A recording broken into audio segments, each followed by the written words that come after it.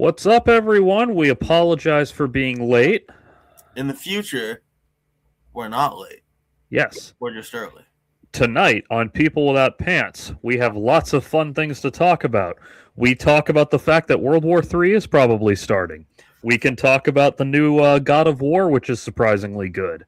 And best of all, we have what Nick has dubbed the trial of Star Trek V The Final Frontier. How we feeling, folks? So, which would you like to start with? Would you like to start with World War III or what? Well, let's start with World War III. It's what we always deal with. Okay, I should have hit share screen before we started, but that's my fault. What in Jeffrey Epstein are we covering? Oh, not God of War, right? New strikes target Iranian. Actually, is this the best one? I just grabbed literally. Yeah, this had a different headline when I fucking grabbed it. That's fun. Yeah. Okay. By the way, Axios. folks, if your news article can change its headline, that's probably just a recipe for disaster because you can redact your news. Well, to be fair, this is the live updates page, so I expect that to change. It's just that at the time I picked it, it was more relevant to what we're discussing. Fair. Oh. Oh, sweet. Iran bombed Dubai? Hell yeah. Fuck Dubai.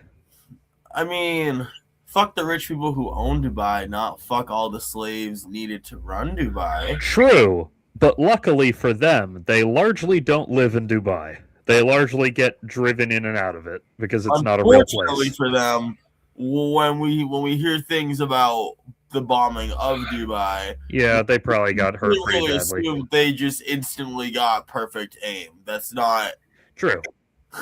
Yeah. But this is the internet, and we exaggerate for clicks. That's how it works. No, but in all seriousness, fuck Dubai. They're a slave state, and I really hope no innocent people got killed by this bomb. It's one of the few remaining honest slave states. Did you know that Dubai does not have a sewage system? I mean, it does. But... No, it literally doesn't. It's just every building has a septic tank.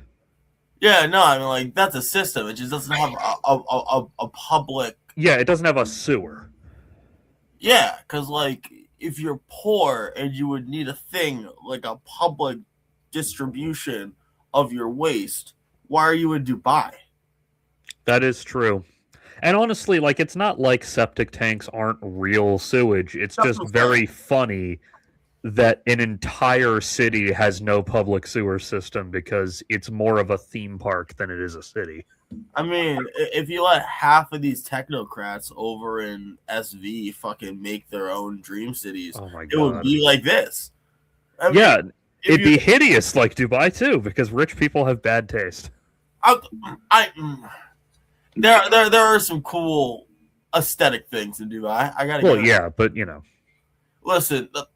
I feel about Dubai the way I feel about like a really nice Minecraft server.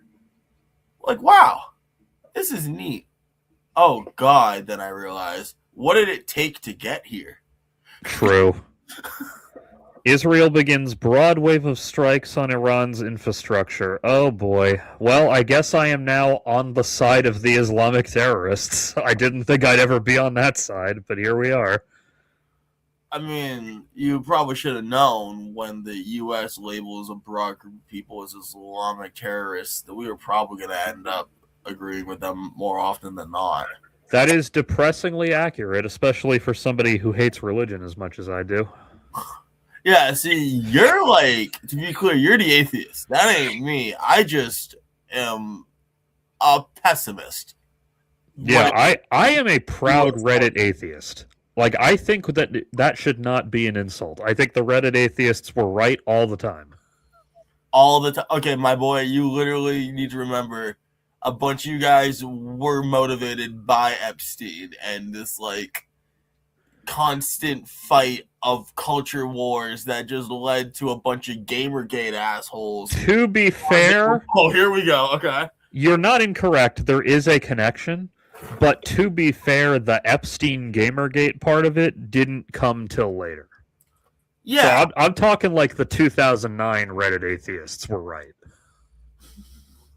I really feel like it's important that you give like so many specifiers. You have to be like, Yeah, well, see, and here's not the the thing. bullshit ones, and not the libertarian ones, and Well, here's the thing. Those guys called themselves Reddit atheists, but they weren't really like believers. They hated the power structure of religion, but they didn't like they weren't really married to the whole secular humanist, no, fuck you, I don't like religious explanations for things argument.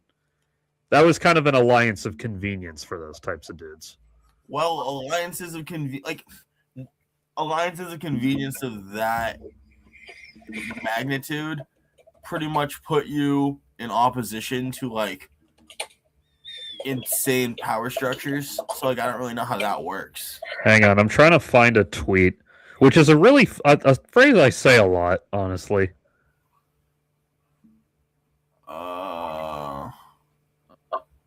Was that Nicki Minaj? Oh, I didn't even realize I was still on screen. Yeah, it is. Okay. Oh my fucking god, bro. Anyway, I can't find it, but I remember it, so I'm just going to quote it. It was a tweet that said, like, if you were a 14-year-old who thought the biggest problem with the world was religion, you went in one of two directions. Either you think that the workers must control the means of production, or you think you can measure someone's IQ by measuring their skull. I went the former because I'm a decent human being. Also, don't forget, IQ is a scam and that is true. Eccentric way to try to assume people are more stupid than them when you bait them with a bunch of questions. I don't know if it was actually Einstein who said this or if everyone just like giving this quote to him. I'm pretty sure he didn't actually say it. But if you fucking test a fish and a monkey on how to climb a tree, the fish is a fucking idiot. Yeah. But like if it's the other way around, come on now. As much fun as it is to call things low IQ, yeah, IQ is pseudoscientific. Absolutely. I mean, intelligence cannot be measured in some one broad graph way. Like, listen, yeah. I love Fallout more than the next guy. I love D&D, but folks, there is no intelligence stat, you fucking asshole. Yeah, that really is true. Like, there's granular situations where IQ is useful. Like, it exists after all. There must have been some situation where it was useful. But, like, in general, it doesn't really mean a ton unless it's exceptionally high or exceptionally low. I mean, I think the things people call IQ could be separated into one, critical thinking, and two, Jeopardy ass facts. Yeah, well, that's the other thing too, is that the online IQ tests aren't really like real.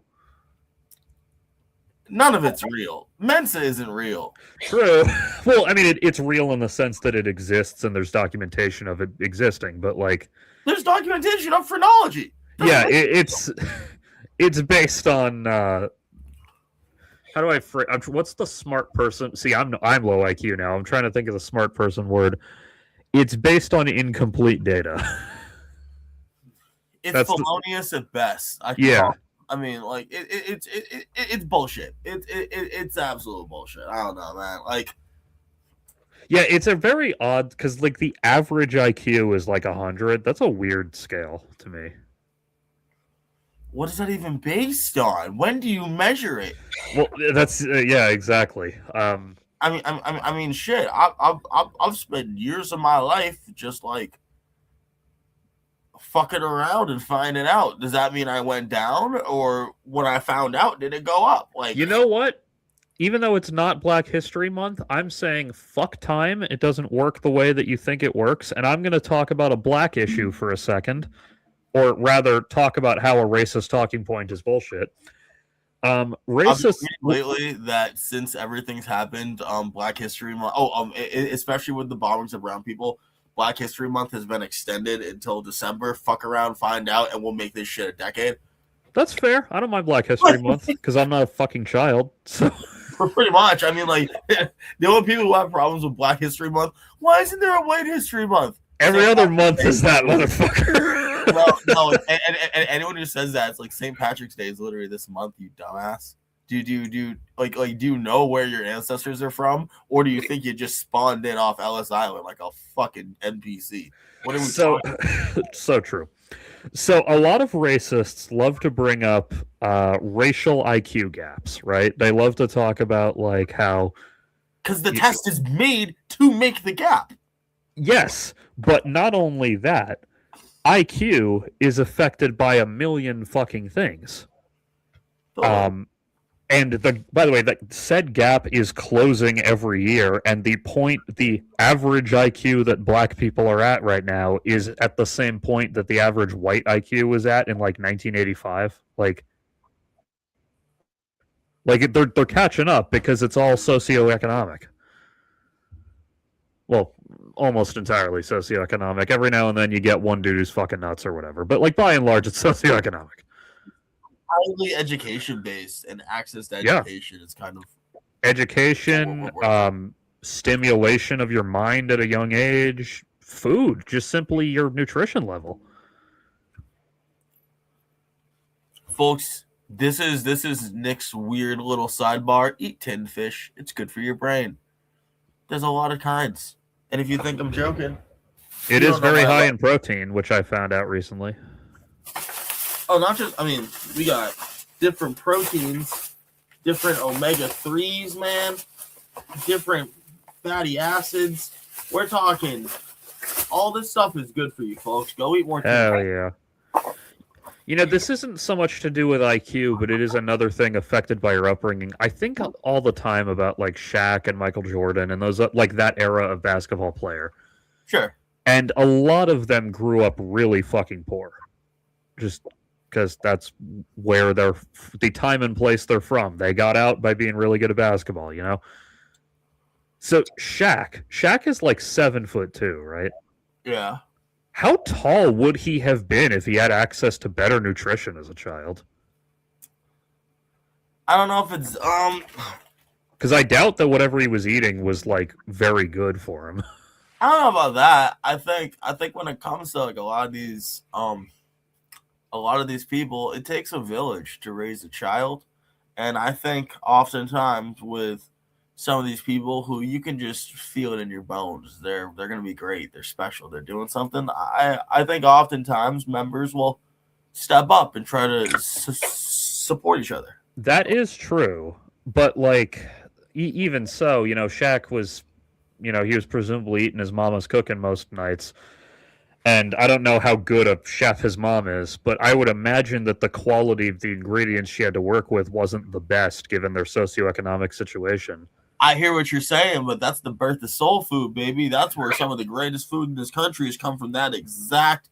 Oh, I know, but I'm just thinking, like, Well, I mean, man, you could also take it as Shaq's mama cooked such good food. That nigga got big as hell. that too, yeah. But I just wonder, like, damn, if Shaq grew up rich and he had the budget to like have the diet and exercise routine that like rich celebrities in these days have, like, would he have been 7'6" instead of 7'2"? Like, Or would he be 6'7" and fat and not have the drive? oh god, you did the meme. Yeah, maybe you're right, but What meme? the infamous 6'7" meme. Oh, Yeah, yeah. which I just that's the one meme I fucking hate. Oh my god, your fucking unk side is showing on this one, bud. No, see that's the thing. I loved Skippity Toilet. I loved fucking Chugi and goddamn like what was that one? The doppelganger one that they came up with? No, this is why you are unk pilled right now. Is you are pulling a no, listen, brain rot was cool back in my day. But the brain rot that these kids have now, this 6'7", it's just unbelievable. Well, that's what I'm saying. I like their other forms of brain rot still. 6'7" is the particular form of brain rot I don't like. Why? We had 1738 and a million other stupid fucking numbers. I don't remember those. Maybe you did, and maybe we did, and I hated them too. But you don't remember Guwap? 1738. I remember the game. If we're talking games that mean nothing, I remember the game. I'm like, hey, what's up? Hello. Like, none? I mean, to be clear, like, to be fair, I hated a lot of the slang when I was young too. Like, I thought that On Fleek was fucking cringe or whatever. I mean, Fleek was on cringe. That was, if I remember correctly, that was like one of those weird Baltimore joints. They just got popular for a while. Something like that. Yeah, the point is that 6-7 is the one form of fucking Gen Z skibbity brain rot that I hate. Actually, I guess that's Gen Alpha at that point because Gen Zers are like getting into their mid-20s at this point. Yeah, you gotta be careful with that one. Can't just call everything below us Gen Z. Like, oh, you damn millennials. It's like, bro. It's weird. See, I hate the way generations are demarcated because, like, the Gen Z generation, by some counts, extends from like 1997 to 2012. It's like, that's quite the fucking difference. The honest truth is, it's a bad fucking system, but if we're gonna pull something. I've mentioned this a ton, but the boomers, like the fact that the baby boomer generation officially extends from 1946 to 1964, that's insane. I mean, if you think about it, before the technological parabola that we've been experiencing the past, say, like 40 years, shit used to move at a relatively slower pace. Comparatively, yeah, but then I'm gonna fucking spurg out here and use Star Wars as the marker on this timeline. All right, it's a trap. You got two baby boomers, one born in 1946, one born in 1964. One of those was a 31-year-old man when Star Wars came out, and the other was 13 years old. You're telling me that those two are part of the same generation? You're telling me that both of those people want to get into a heated argument over Star Wars, both in person and on the internet? They would, but that's because it's Star Wars, not because they're both boomers. Well, also because they're both invested to that unreasonable amount that those certain amount, like that those generations were. All right, fine. So I'll take like the Vietnam War. All right. One of them is old enough to have served in the Vietnam War. The other would have been in middle school watching it end on TV. Like that, those aren't the same generation, guys. I mean, dude, what do you want to have like new fucking names for every 5-year group of people? I say more like every 10. That's too much work. No, I know it is, but otherwise you get because my dad is technically a baby boomer, even though he was fucking 12 years old when the Vietnam War ended. Okay, but let me put it this way. Subtext is already dying. I'm not going to kill it enough by making people not understand. Yeah, but this is my rule for boomer. You are not a boomer unless your dad fought in World War II. What? And I know what you're going to say. What about the guys who got deferments? Yeah, you know what the fuck I meant. No, that's not what I was going to say. I'd say wouldn't being a boomer better be correlated with the financial availability to buy a house and not regardless. That is a big part of it too. Because I mean, like, fuck that shit with your parents. If you can buy a house before the age of 30, I'm calling you a boomer. That's a good point, because the kids, like, if we're spanning the whole boomer generation, the kids born in the 40s and into the 50s, part of that generation, benefited massively from that. The kids born into the 60s, a lot less so. Still a lot more so than people like me, to the point that I'm like, I can see putting you in the same group. I understand it's problematic, but I can see the logic. Well, let me ask you this. What year were your parents born? Okay, one of them was 63. Okay. I always like to joke that JFK got out the way as soon as this motherfucker came out. Yep. Also, guys, it's been more than 22.3 years. We can laugh about this. That is true. That is the South Park rule. 22.3 years. We can also joke about Princess D. None of people took advantage of that one. Yeah. Do you think, like, you could make a cartoon where, hear me out, Princess Diana, but like an Acme Looney Tunes wall? Oh.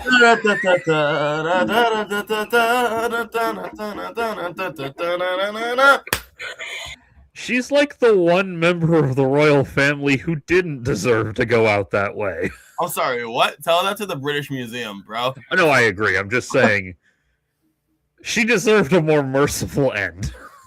Listen, I guess she deserved a guillotine. Like, what do you want from me? Like, Also, she did leave the royal family to some extent, so if you still financially benefit off the slave empire existing for thousands of years, you don't get a pass for like publicly arguing against the slave empire. Yeah, did she still get a? I don't, because she died literally like a week after I was born. And So also before that, there's a bunch of it. It's like I know Royal gets to be a spokesperson for like, oh, this is terrible. It is not a top-down fixing. yeah, she literally died a month after my birthday. Wow. Yeah, see, I even gave her an extra fucking 6 years. Yeah, I mean, I don't know to what extent she divested from them, but like financially and otherwise. I mean, she divested from herself. Well, yeah, eventually.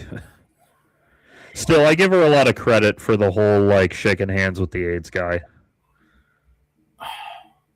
Like, I know that in hindsight that's like, well, duh, but in 1983 or whatever, that was like, oh fuck. Like, that was the equivalent today of like if the president fucking invited like other kin to the White House and did like a polyamorous wedding. Yeah, I know, James Cameron calling. Fuck you. She's dead, and we don't have to debate the ethics of her behavior that hard because she's dead.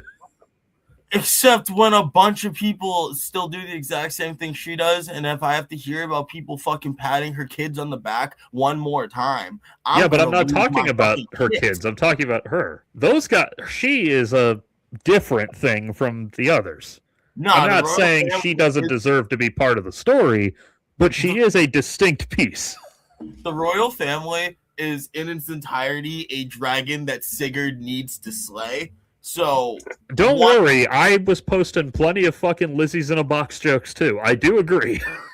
I'm just saying, if like one talon falls off, and I'm like, yeah, but what about the rest of that hand? And people are like, we're talking about this one talon. How are we ever gonna get this dragon into pieces? Well, yeah, but if we're talking like the mineral guys, yeah, they would only be interested in the one talon. You know what? We're falling too far down the rabbit hole. Iran.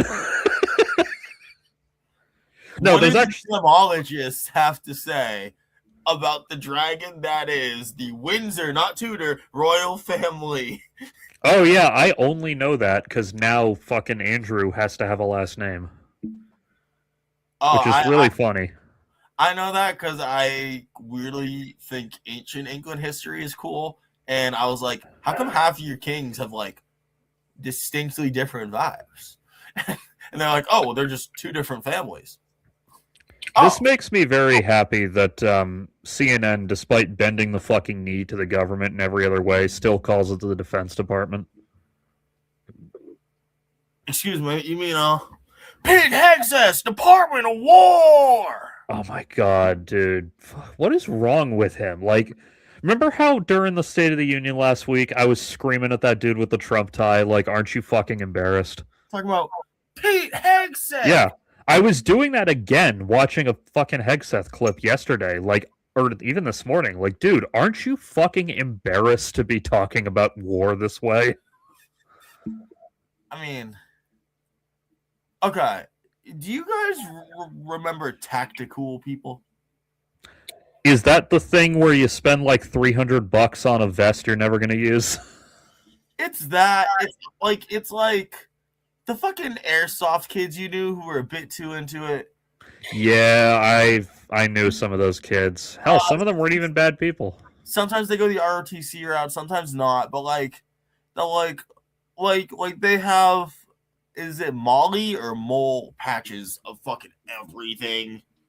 Like, that's the easy rip system that they have like the army backpacks and shit. Yep. All of them got them fucking sunglasses like they're cops. Oh shit. What up? Hang on. Damn it, they fucking finally stopped doing it. I don't know if you heard about this earlier. You remember this guy?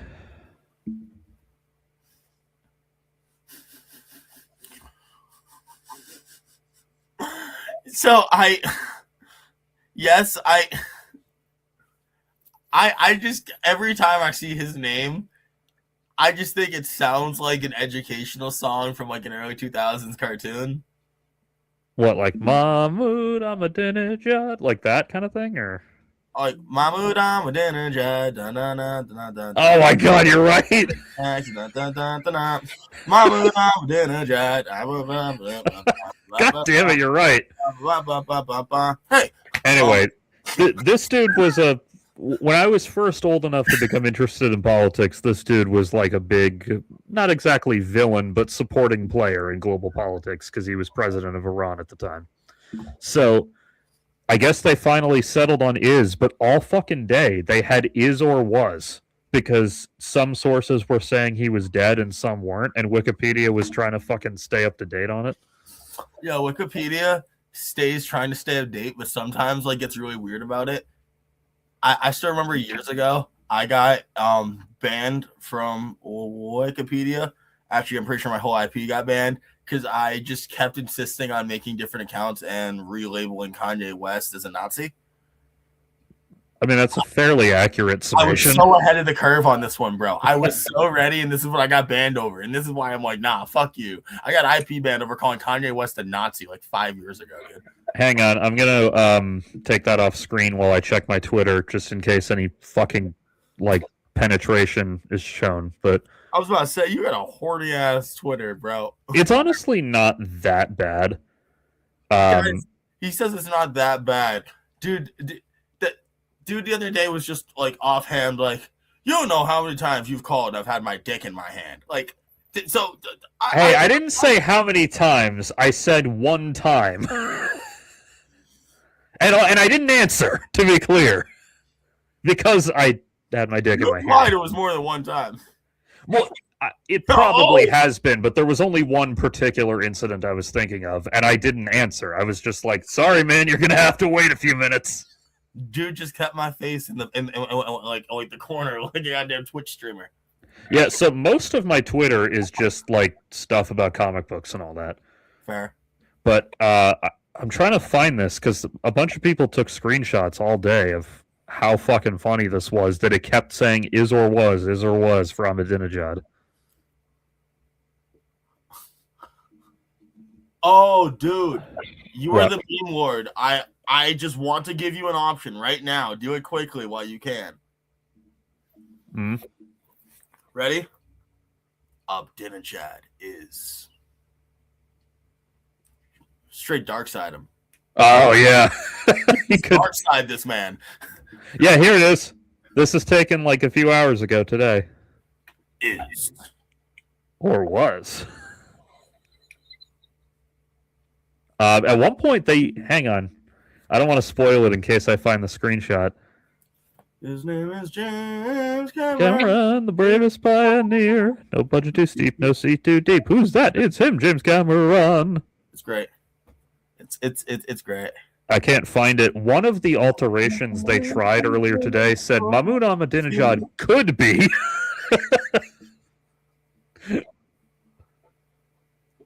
I could be. Where the fuck is my wiki page saying I could be the 6th Iranian president? Someone please make me one. I will give you $1 and a heart. Not a human heart, but a heart upgrade in a video game of your choice that has upgradable hearts. Not sure how I'm going to do that, but I'll find a way.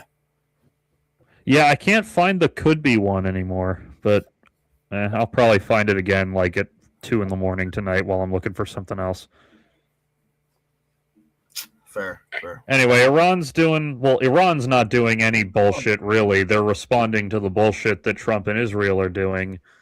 And Trump is all like, but they have a nuclear weapon. And I'm like, yeah, it's almost like there used to be a nuclear deal that you got out of for no reason. Yeah, but also, like, let's just point out, folks, this ain't a post 9/11 world. The U.S. really questionably should or shouldn't be the authority on who owns nuclear weapons. That is fair. I mean, that is fair. I do understand the original idea here. Listen, the Manhattan Project was our baby, and like we get protective about intellectual property over here. But like, what, 80 fucking years, dude? Mickey Mouse shouldn't even have an IP like that. let it go and let everyone else have the tech. Now, ideally, we wouldn't really have nuclear weapons, but if we're going to live in a world where we have them. Ideally, my ass shouldn't be in America. I should be living on the Ivory Coast. But, like. Or at least have the option. Because who knows? Maybe in an alternate universe where America wasn't built on slavery, it still wound up being cool. So you were like, hell yeah, I'm going there. But I mean, if we like got to actually reap the benefits and such. And, well, yeah, like I said, if it wasn't built on slavery, that's weird. Yeah, it'd be nice to picture. So, like, my head's getting just the energy of, like, the Boondocks doing what if MLK hadn't died level of, like, that's weird. Yeah, so... Fuck, what was I... Okay, I'm staring at Iranian goddamn mosque pictures and shit. So, as you could probably guess from the way I speak on this show, I was not the biggest fan of President Obama. You know... He was fine on a couple things. He was really shitty on a few others. While he has committed a fuck ton of drone strikes, it is kind of important to note. Technologically, the dude, whoever was there, was going to order a fuck ton of drone strikes. Most likely, yeah. Surprisingly, Biden stopped doing that for his presidency. I think specifically because of backlash. I mean, like, maybe it is, but I think being there during the Obama presidency showed him, oh, fuck, we cannot get away with this cell. We don't have Henry anymore either. Like, we can't get away with this cell. Yeah, I will give the doddering old man credit. He did almost completely stop doing drone strikes, so... Or stop telling us about them, at least. No, they actually did stop. How would like, for real this time. How would we know actual activity by the armed forces unless they tell us? Well, yeah, I know, right? Their transparency is helpful, but still, like, you know, they are drone strikes. They can't, it's hard to hide them in most locations. I mean, them shits exist above the clouds. The drones do, the explosion on the ground does not. Yeah, but you can't report a drone strike if you kill everyone to report it. Well, yeah, but still, like, most locations, someone will... Anyway, the point is that I'll give fucking doddering old Biden some credit for that. But anyway... Racial jungle Biden a thing. That's fair, because he... I mean, I didn't even vote for his dumbass. I voted for fucking Howie Hawkins, because he was the only decent candidate that year. Howie fucking Green Party Hawkins, bro. Yeah, and I don't like the Green Party. I just like him. Because anytime Jill Stein is the nominee, I don't vote for them. Well, it's one of those. Okay, like the ranking is Green Party goes above the shitty options we have, and like that's low. But like, yeah, voting also shouldn't be the giant lever of one way or another we've made it. Give me like fucking 25 parties who are all just dogfighting for it. Yeah, and then let us all just pick one. And honestly, let's have half our fucking votes literally not matter. Instead of our they matter system that we currently have. Like, shit, I'd prefer if I could fucking vote for the rent is too damn high guy for Congress. Like, Jimmy McMillan. I still remember that guy's name because he looks like a black Lorax. I was really surprised you could pull that out that quickly. Well, it's again, when I was first getting into politics, he was a figure that was parodied a ton. So he got locked into my fucking brain. The rent is too damn high. Yeah, vote for me, the Black Lorax.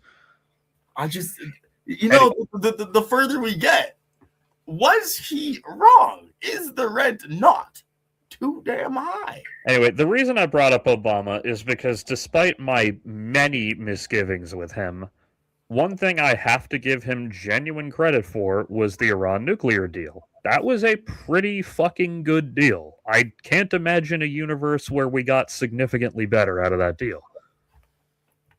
It was a good deal. It was the best deal. No one other than Barack Obama could have done this deal. Yeah, and then, so Trump doesn't know what it is. He just saw Obama's name on it, and he was like, no, fuck you. Get this out of here. Get this bullshit out of my face. I can't deal with it. And now Iran's building nukes because, of course, they are, and he's mad about it. And it's like, motherfucker, you made the sandwich.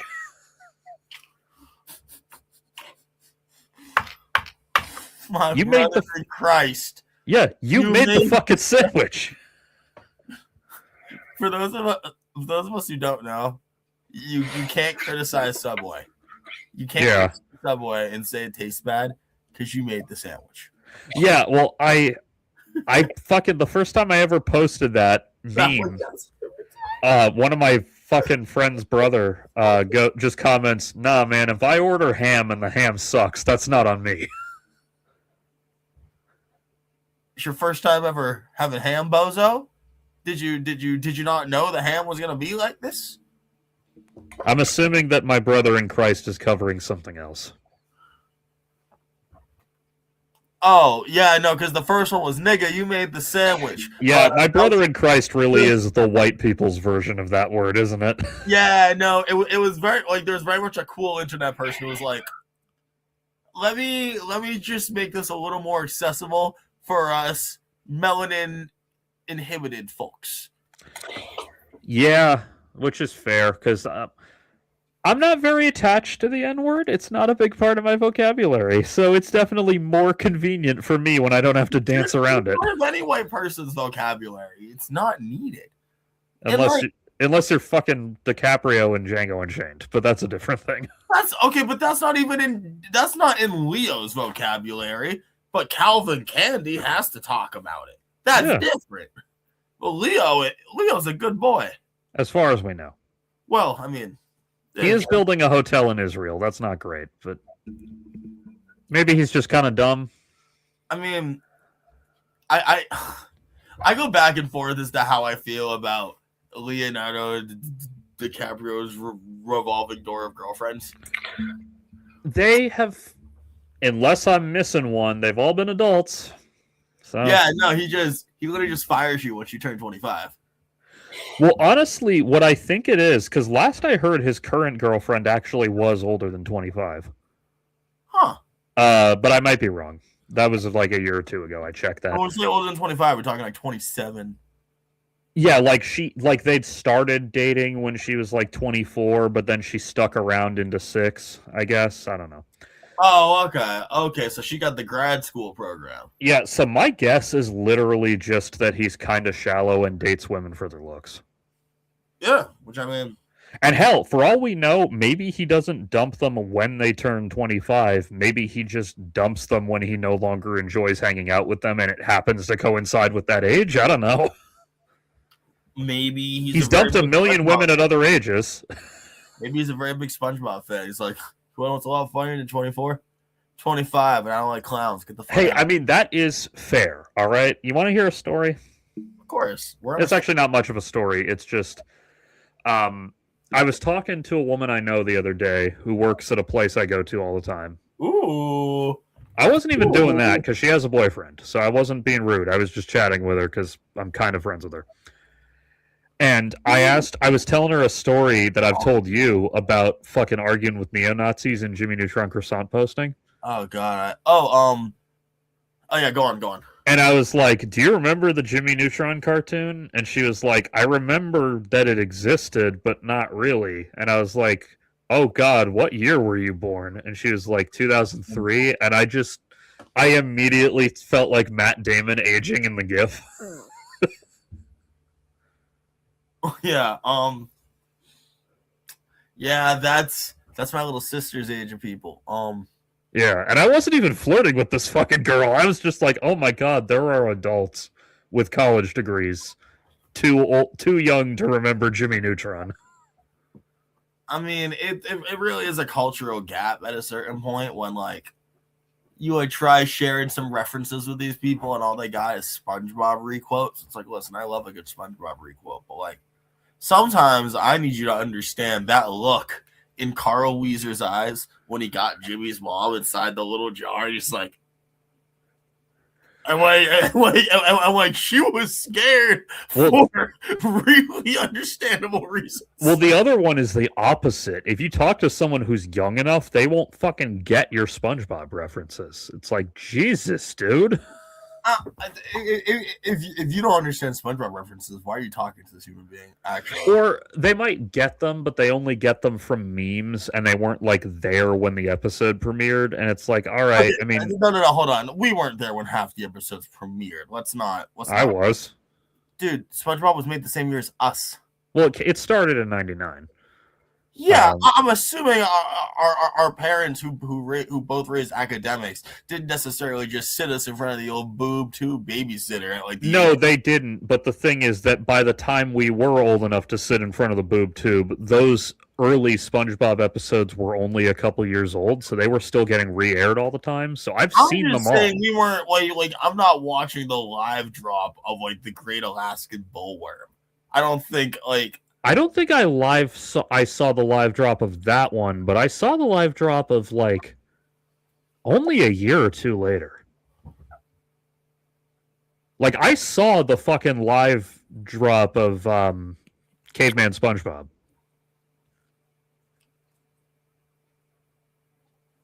Fucking SpongeGar and Patar, that one. Whatever that episode's called. Yeah. I saw that live when it aired for the first time. I get what you're saying. It's just like back in the great age before the internet, I don't think premieres mattered as much as long as you knew most of the vibe. Yeah, that is true. I mean, because like who's spoiling you? Who's doing anything? You know, like I see the episode 2 years later. How's it fucking matter? Because we both see each other in school 5 years later and make the same joke. Yeah, and plus SpongeBob like isn't a very serialized show, so it's not like you need to watch them in order. Truly, like there's the extent of SpongeBob lore that I think someone needs to know is you gotta know about Squilliams. Yeah. Or Squilliam. Gotta know about Handsome Squidward. Gotta know about the Squidward ethno state. Honestly, a lot of it is Squidward based, I'm not gonna lie. I shouldn't have smoked that shit. Now I'm in the Squidward ethno state. Future. I mean, like most of it is just Squidward quotes out of context, really. Still to this day, when it's warm out, like during the summer, my dog, you know, she'll run outside and sometimes just lie in the grass and sunbathe. And so whenever she's doing that, I go, photosynthesis. Photosynthesis. Sometimes when it's warm out in Boston, the citizens can still smell the molasses from when it flooded and burned and maimed and drowned many citizens with the thick mellifluous liquid filling their lungs. Mellifluous, that's a good one. Tar. Yeah, that's a good word. You don't hear that one often enough. You know, the only reason I use it is because I had a Latin teacher back in the day who fucking loved that word. And, like, I kind of just picked it up from the guy and never dropped it. But, unfortunately, it has the added effect of if I say too many words like that in a sentence, people are like, you using a thesaurus, boy? Yeah. Yeah, I get asked often if I'm using a thesaurus, and it's like, nah, I just know things. I read books and liked Eminem as a child, so you kind of end up with a lot of words. I don't know what the fuck to tell you. Like, yeah, it's like I think about this a lot. So when I watch TV, like I've watched a lot of narrative fiction in my life, a lot of movies, a lot of TV, books, comic books, video games. So I know basic story structure really well. Sure. And a lot of the time I see shit coming. As it be. And I'm just like, how does this feel watching this show to somebody who doesn't watch movies all the time and didn't see that coming? I have a similar thing. I mean, like, I think it's funny when either movie or TV directors do a technique but don't know why they're doing it. Oh yeah, the fucking Kurosawa Star Wars thing. So like, what comes to mind? Did you see Squid Game? No, I've been meaning to watch that. Okay, there. Okay, I'll put it this way. Then. In season 2, there's a character that they introduce, and based off of the camera angles in the first 2 minutes of meeting him, you'll be like, lock this man up right now. Yeah, he's gonna betray them. Plot's gonna be a whole thing. Just lock him up right now. Yep. This whole fucking B story. And I was sitting there, and I remember telling my ex, I'm like, this is gonna be a bunch of barnacles. And I was like, what? I'm like, we're probably not gonna see it for like 8 episodes, but trust me, this one. Yeah, the worst one, and it's not Hunter's fault at all. It's only because I saw another movie with the same twist. I fucking called the Al Pacino Hunter's twist like in episode 4. What? Well, because I'd seen another movie with the same twist. You like, know, in the past. There was another thing. I was thinking the same fucking thing with Meyer. I was like, are they doing the thing from that other thing? What was the other thing that did that? Because well, it's been a few times. There was, I think, a CSI Miami episode that did. That wasn't what I was thinking of. But there's a movie called Remember from 2015 with Christopher Plummer. That movie's fucking awesome, by the way. That's what it was. Thank you. Yes. Yeah, it was in episode 4 or 5 when Meyer shoots that lady mid-sentence. The second that happened, I was like, "Yep, they're doing it." And then I was right. Yep, it was. Yep. Okay. Oh, that feels good. That feels good to get the name of that other one on back on my chest. I could not, for the life of me, find it. Or for an example of a thing I liked a lot less, Toy Story 4, I predicted the fucking plot twist at the end of that movie like 20 minutes into the fucking movie. Okay, but that's intended when it's like a child Pixar movie. No, I know. It's just that the other Toy Story movies weren't so predictable. Hold on. 1 is 1. 2 is fixing. 3 is... Which one's 3? 3 is whether the daycare, Ned Beatty is the teddy bear. Yeah, 3 is lots of love. And then 4 is I have a fork now. Yeah, that is an interesting concept, the idea of like what constitutes a toy. I think they're opening a Pandora's box of problems. That's exactly what it is, and they don't really do anything with it. And I get that these are like literal children's movies, so my expectations for them are different. But it's also Toy Story. All I'm saying, folks, is what I need is just like, give me like that adult parody thing where you can separate it just enough that, like, listen, they don't own toys being people. They don't own that. You know this. You just got to be convenient with names. Like, they do not own the concept of toys being alive. You just don't. And I also Toy Story 3 was just literally like one of the best third installments in a trilogy ever. Why would you continue it from there? What was that quote Mr. Krabs had? Oh, yeah. Oh, I know why, but like, come on. Like, I would have been okay with making like the plot of Toy Story 4 would have been really great as a little like Disney Plus miniseries, like a little 4-episode miniseries. Strongly about Toy Story and not about The Godfather Part 3. That is so fucking weird to me because this is exactly how I feel about Godfather 3. You should have stopped. There's no reason. You should just stop. I do agree, but see, the thing is that by the time I was born, Godfather already had 3 movies. Whereas I was there in the theaters to see Toy Story 3, I know what it felt like to wait all those years and then get such a perfect finale. I mean, that is true. I wasn't there when the Hindenburg went down, but the humanity! And also, Godfather 3, while it is weaker than the other 2, is not that bad. It is that. Godfather 3 is a worse sequel than Toy Story 4 is as a sequel. Well, you might be right, because I don't hate Toy Story 4. I just thought it was very unnecessary. It was unnecessary, but I don't feel like it hurt much. No, it doesn't. Nothing hurts anything that came before, because I can just not buy the disc. I mean, retcons are a thing. Yeah, and that movie doesn't even really retcon anything. That's true. It's just an additional story that I don't necessarily need.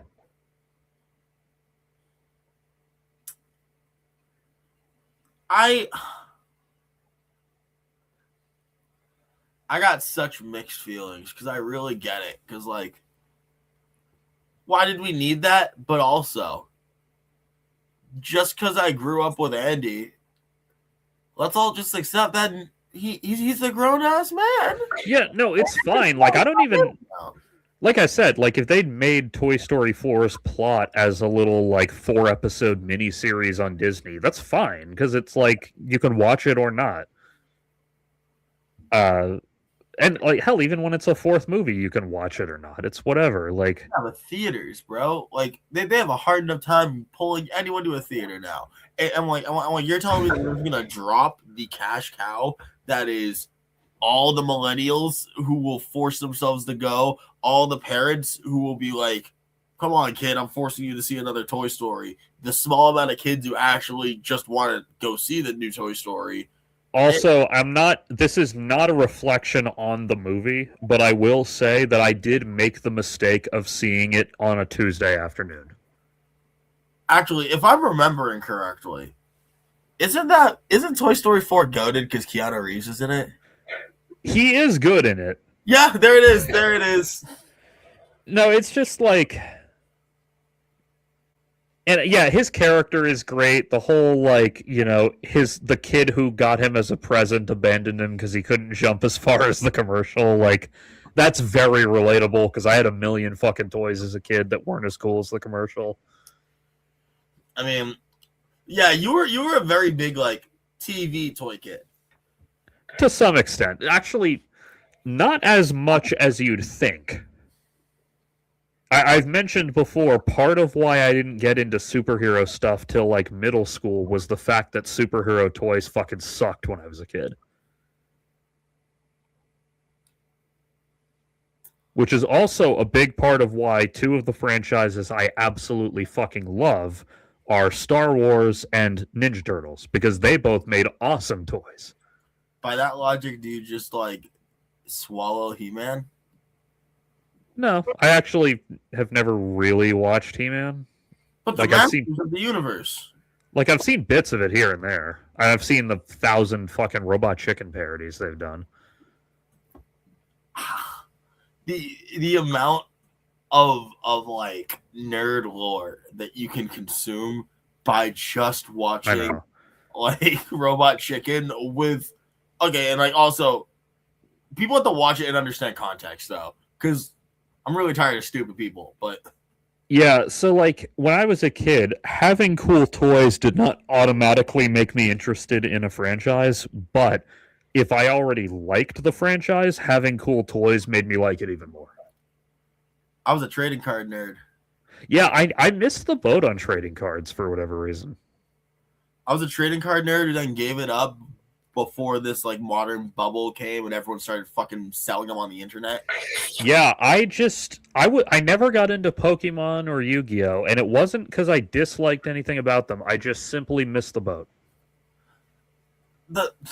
I don't know how or why. I just Pokemon, you can always catch the boat. It stops back around every year, and it's the exact same tour plan. Like, hop on the boat, and like people who have been here for 30 years just be like, here you go. Here's your yeah. Also, part of it was that most of the games were handheld, and I just never had a handheld console as a kid. Oh my god. Well, I feel you so hard. It's like either get a GameCube with the adapter, or just buckle up and use an emulator. Okay, but I was 7 years old and I didn't have a computer that could do that, and I didn't know how. And I also had a PS2, so I was satisfied on the video game front. If you had a PS2, did you play Spyro the Dragon? I never owned it, but at my friends' houses I played it. Fire. Okay, that's good enough. That's good enough. Yeah, video games are another, like, not to go off on too much of a tangent, but video games are a thing I get more into with age instead of less. For whatever reason. I mean, it's a hobby that appeals to all ages. There's just what I mean is, like, when I was a kid, I got games occasionally. Now I get many games per year. I think it's literally just because as I get older, I need something to do with my hands. Huh. I've had fucking ADHD my whole life. I've always had to do something with my hands. Yeah, that's exactly. I'm like getting my mom jokes that she's getting age-related attention deficit. I'm like, I think I'm starting to, because I'm starting to do the thing where I want something to do with my hands. It's satisfactory. I mean, plus, when I was a kid, I don't know, like, video games were neat because it's very empowering for a child to be able to control a bunch of stuff like that. Yeah, and it's also, as many people on Tumblr have pointed out, very empowering for a child to conduct a challenge where the rules are simple and you actually get the reward you were promised. It's nice. It's nice. Yeah, because like I got all those gym badges, and they did let me go up that road. Because, like, despite my mom's best efforts, my childhood was plagued with instances where I did everything right and still lost. It's just how it works. I mean, how far we're talking losing, though? Well, nothing serious. I'm just saying, like, oh, I actually studied for that fucking math quiz. Why'd I get an F? Because my teacher fucking sucks dick at teaching algebra, I guess. Can't relate to that one. Sorry. Yeah, I was great in English and history my whole childhood, and I was usually good at science, unless my teacher was dog shit. I mean, I had a little trouble learning a foreign language at 1st and 5th grade, but, like, I got used to it. Excuse me, 6th. I didn't even consistently struggle with math. It's just that math was the class in which I most consistently got shitty fucking teachers. I would pretty much just question my teachers into being better. Yeah, I tried that a few times, and sometimes it even worked, but just keep.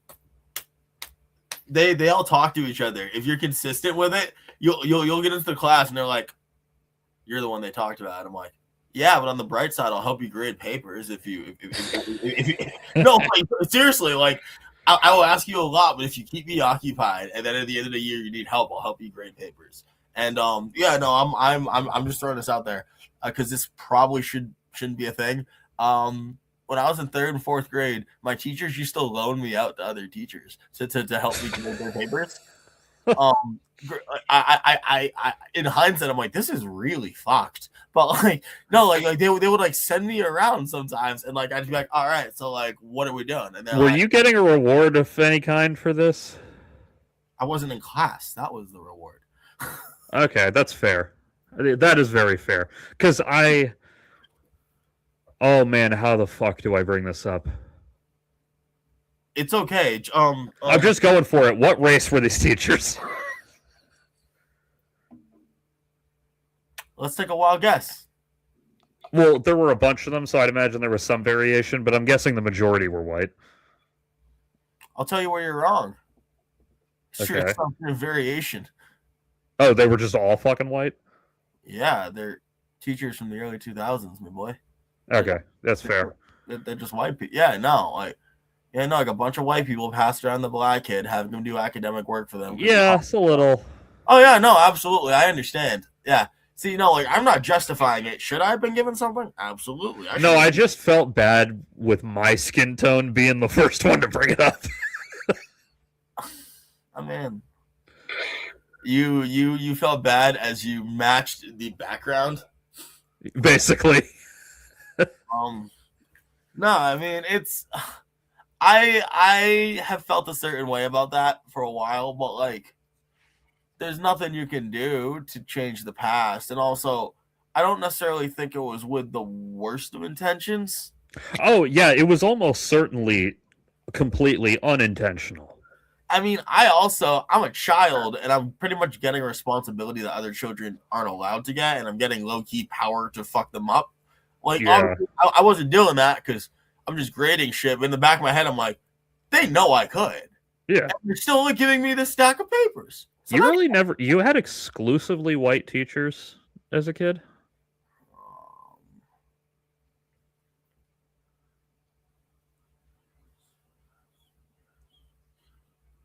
first non-white teacher I had was in 5th grade. I had what maybe was a actually no. I actually she was just a dark Italian. Uh Yeah, because my second grade teacher's last name was Gentes, which would imply Latina. no, bro. I'll raise you. I did not get a person of color educating me until I went to college. Jesus. Yeah, holy shit. No, I yeah. don't remember every single one, but I definitely had like, especially Spanish teachers for obvious reasons. But um, Oh, no, you're right. Okay. If I count Spanish teachers for one semester, I had a Puerto Rican Spanish teacher, but then she quit, I'm pretty sure. Wait, no. yeah, Wait, no. It wasn't that she quit. It was that okay. This was wild. So my freshman year, for freshman year of high school, I'd already taken Latin for a bunch of years at a private school, yeah, and I was like trying to diversify my education. So I'm gonna take Spanish this year, and I'm gonna just see if I like it. And if not, I'll go back to Latin next year because fuck it, I am good enough to just catch up. But so I go to the Spanish class, and the Spanish teacher had like quit like the week before school. That's what this was. Oh, I wonder why. We don't exactly know. Oh, Yeah. So like, how long is a high school year? how long in months or Yeah. 9.5? It in my school district. It had to be 180 days Yeah. total. So I don't know if that's like universal. I think it's statewide. Yeah, that probably. But okay, so like 4 months is probably a school semester because it's half the year. Yeah, like late August to December. Yeah. So for 2 months, we had no teacher. So you just like fuck. It was independent study. Like, I mean, it was independent study at a high school in central Massachusetts. So if you guys think that's actually like true independent study, yeah. fucking no, it wasn't. No, it was officially classified as an independent study. Probably. Hindsight. Oh God, I learned a lot of things in that class in hindsight. That's yeah, I might as well have been sitting in a jail cell for a little bit with my criminal education. Crime college, baby. Crime college. Like I know in hindsight, I'm like, is that what they? Huh? Not that I do crime. I just like learned a lot. Yeah. Just like quick exposure to a different culture, I guess we'll say, because I was going to school with rich yuppies. But yeah, 2 months doing nothing.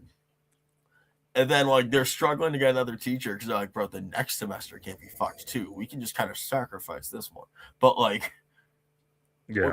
we gotta fix the problem. And so like by the end, they introduce this random lady to teach the class. And I remember then it consisted of mostly movies, fucking around, and there's this one kid who every day would hit on the teacher until she just sent him out. Oh. Like relentlessly. Like that's both funny and also kind of disgusting. He wasn't too much. I'll say like he wasn't like it was less raunchy than the shit you'd see on prime time Family Guy at the time. That's fair. I'm sure it was a little bit measured, but it's also like, oh, dude. Well, he's like a junior senior. It's not gross for him to do it. It would be gross for the teacher to do it. Yeah, I know. You're putting her in a hell of a position, is what I'm saying. Oh, absolutely. Oh, no pun intended. Oh, and every day she's just like, go. Just like, it was very amusing. And here I thought it was bad when you named yourself Batman in our class. The final test, I'm talking about a solid half to 2/3 of the class took one dude's test and handed it around. What, like just to copy the answers, or? Yes. Oh, if you don't get caught, I suppose. I think truly the teacher was like, y'all missed 2 months. I guess I got to give you this. Yeah. That happened to me in college. My acting professor, we were supposed to do like a scene for our final exam. And I forget why, it might have been weather related because it was winter. She couldn't make it. So she was just like, fuck it. Everyone gets an A. It's like, all right, cool. Well, I mean, I like this class. I would have actually tried, but I'm also happy not to.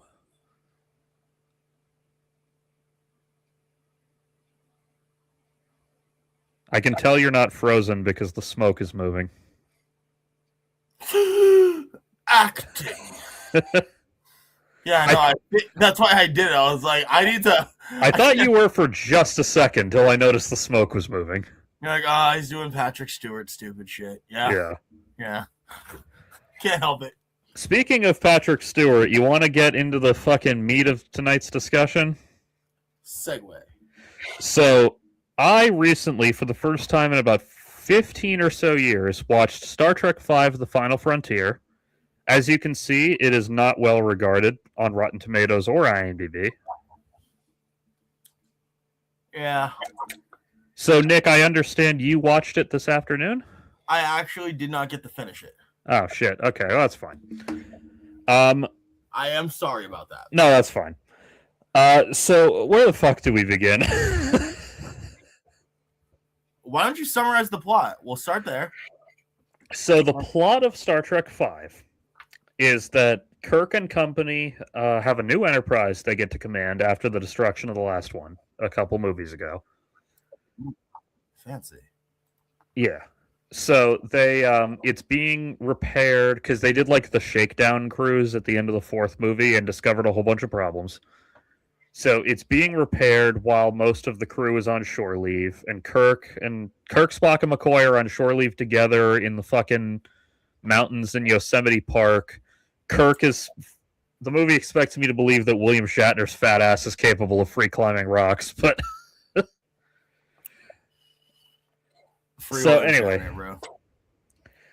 yeah, you can see my name tonight. You can see Shatner's girdle straining in this movie. So they get called off of shore leave early because a delegation gets taken hostage on an alien planet that is like the whole planet. They call it the Planet of Peace because it's a joint governing of 3 different bodies that otherwise have an acrimonious relationship with each other: the Federation, the Klingons, and the Romulans.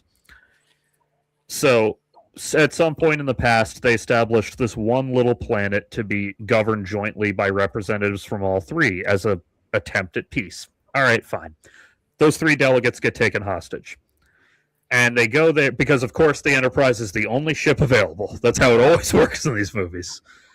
They go there and they discover that the leader of the group taking the hostages is Spock's half-brother, whom we have never heard of before or since, as far as I know. I think they joke about him in Lower Decks. Yeah, I think they do. I was reading up on that. That was the first canon acknowledgement of Cybox since this movie. Oh, also, I found out that the voice actor who does Beckett actually runs a Star Trek podcast, and I just... Oh, yeah. What's that actor's name again? I'm not good at this. Beckett Mariner's the character's name, right? Yes. Um, This is one autistic power I don't have. Tawny Newsome? Yes.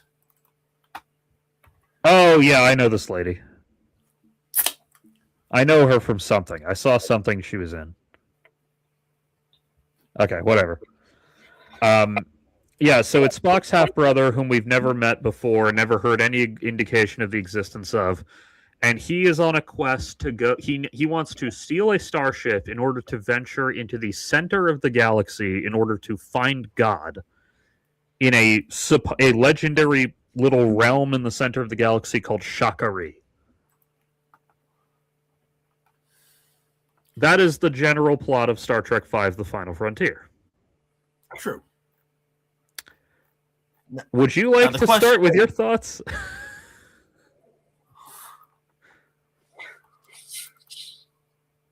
I'm going to start by saying this. Most Star Trek movies from this era already have to go with, like, okay, a Star Trek episode itself has really fucking high stakes. Planets could be destroyed.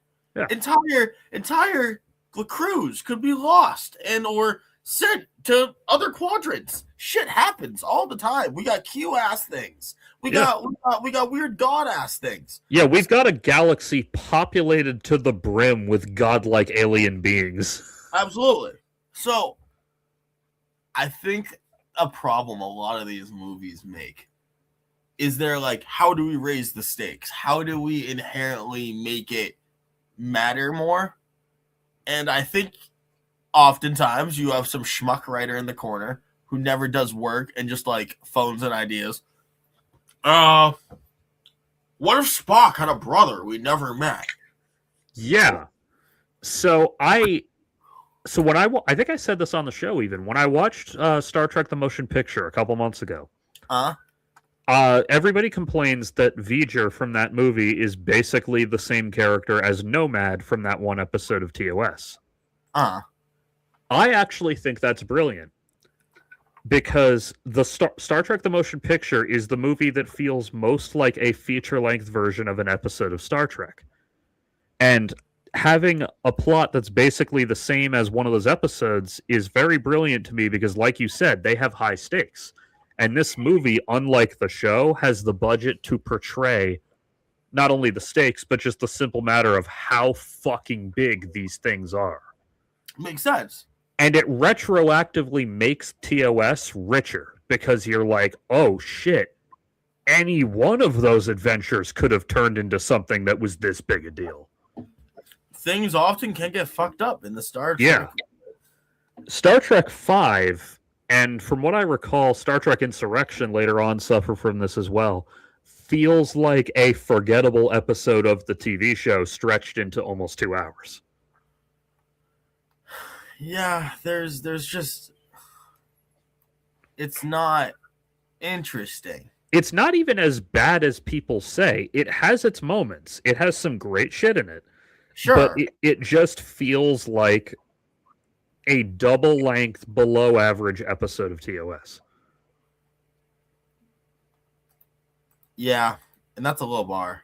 That's a really It honestly, and this might just be me, this was the first Star Trek movie where I said, oh, they're too old to be doing this. Is it when you see McCoy? No, that's not why. It's not because of how anyone looks, though they do, at least to me, look way older than they did only 3 years earlier in 4. I'm not sure why that is, whatever. It gives me the vibe of they stopped trying to make them look younger so they could try to, like, blend into older timelines. Well, yeah, and it's weird. This is the only one where aging is not a theme. It was really just written by bad people. Well, yeah, it got fucked by the writer's strike, too, of the 88 writer's strike, which also fucked Season 2 of Next Gen. That's why Season 2 of Next Gen is the only one missing 4 episodes. It's missing episodes? Well, it's not missing them. It's 4 episodes shorter than any other season. Oh, true. And it's also that and budgetary reasons are why the season 2 finale of Next Gen is a fucking clip show. But yeah, like they only had 22 episodes that season instead of 26 because their start got delayed by the writer's strike. Anyway, it happens whenever there's a writer's strike. So the writers be striking. So in the first movie, while aging is a theme, the actors and by extension the characters weren't very old yet. They were only like in their late 30s. I don't know the exact ages of every character, but assuming every character is roughly similar to the age of their actor, like give or take a few years. Yeah, so Kirk is like late 30s. And that's all right. Like that works for him, like wondering if he still got it. Like that's his whole character arc in the movie. And then Wrath of Khan, Sure. Search for Spock, and Voyage Home, which are like a little 3-movie trilogy in the center of the franchise, they're all about aging. They take place like over a decade after the motion picture. They're all about these characters getting older, finding their place in a world where they're not young enough to, like, what did Kirk call it in the second one? Cavorting around the galaxy in a spaceship or whatever? Like, he jokes at the beginning of Wrath of Khan, that's a young man's game.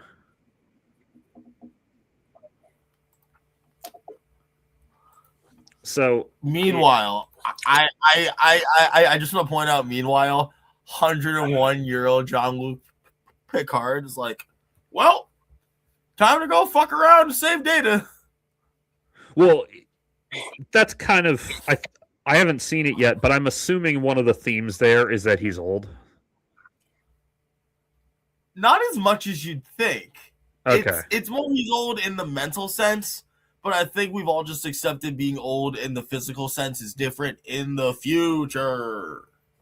Yeah, so especially with the, like, let's call it like the Project Genesis trilogy, meaning Wrath of Khan, Search for Spock, and Voyage Home. Yep. Aging is all over those movies, especially Wrath of Khan. And the whole point is that they are too old to be in a scenario like this, and they're being forced into it by circumstance. True. Because Wrath of Khan is, like, they get called out of, not retirement, but, like, Enterprise is serving as the training vessel. That's what they do. And they get called up because, oh shit, we have an emergency we can't deal with. You guys are training nearby, and Kirk happens to be on board. He can handle an emergency. So it's a perfect storm of circumstances that leads to Wrath of Khan. Yeah. And then in 3 and 4, it's an unauthorized mission that they go on to save Spock and then return home with Spock. So them being too old for where they are fits every time. But then in 5, this is a relatively routine mission. So, like, I was reading a thing on Reddit about it. So it's like, Chekhov was first officer on the Reliant. Is he just putting his career on hold to sit at his old station and hang out with his old coworkers? Yeah, shit like that feels like, bro, okay, I'll say it. Also, the Enterprise A literally has 3 captains amongst its fucking crew. It gives big Star Wars revival trilogy energy in that And only 5. 6 does not. Yeah. No, listen, you know how hard I ride for my Star Trek, but I gotta throw out here, bro. This movie is a bunch of member berries in a trench coat. Indirectly, it's not member berries in the way we think of it, where it's constant direct references to past adventures. That's why they're in a trench coat. That's why it's in a trench coat. Yeah, it's member berries in the sense that everybody's fucking career and, like, stations have essentially been reset to TOS, even though they've all gone on and had other careers and lives. Like, their ranks are higher, but they still do the same jobs. Like it's like, just think that the stage director is like a shadowy figure. He's like, hey, do you remember when Chekhov was doing this? Remember? Wasn't that nice? And you're like, I do remember that. One change that is worth noting that I like, because they did remember that time has passed, is that Chekhov appears to have replaced Scotty as second officer. I don't or know if maybe third. Because when most of the gang fucking gets together and goes off to the planet, they leave Chekhov in command of the bridge rather than Scotty. Huh. Which does make sense because Chekhov went into the command track and Scotty did not. Yeah, that's what I was gonna ask. Is like, are they actually caring about the career, like the career tracks at this point? If Scotty weren't literally on the bridge taking orders from Chekhov, I would assume that it was just they didn't think of it. But no, like Chekhov is explicitly left in charge while the main cast goes down to the planet.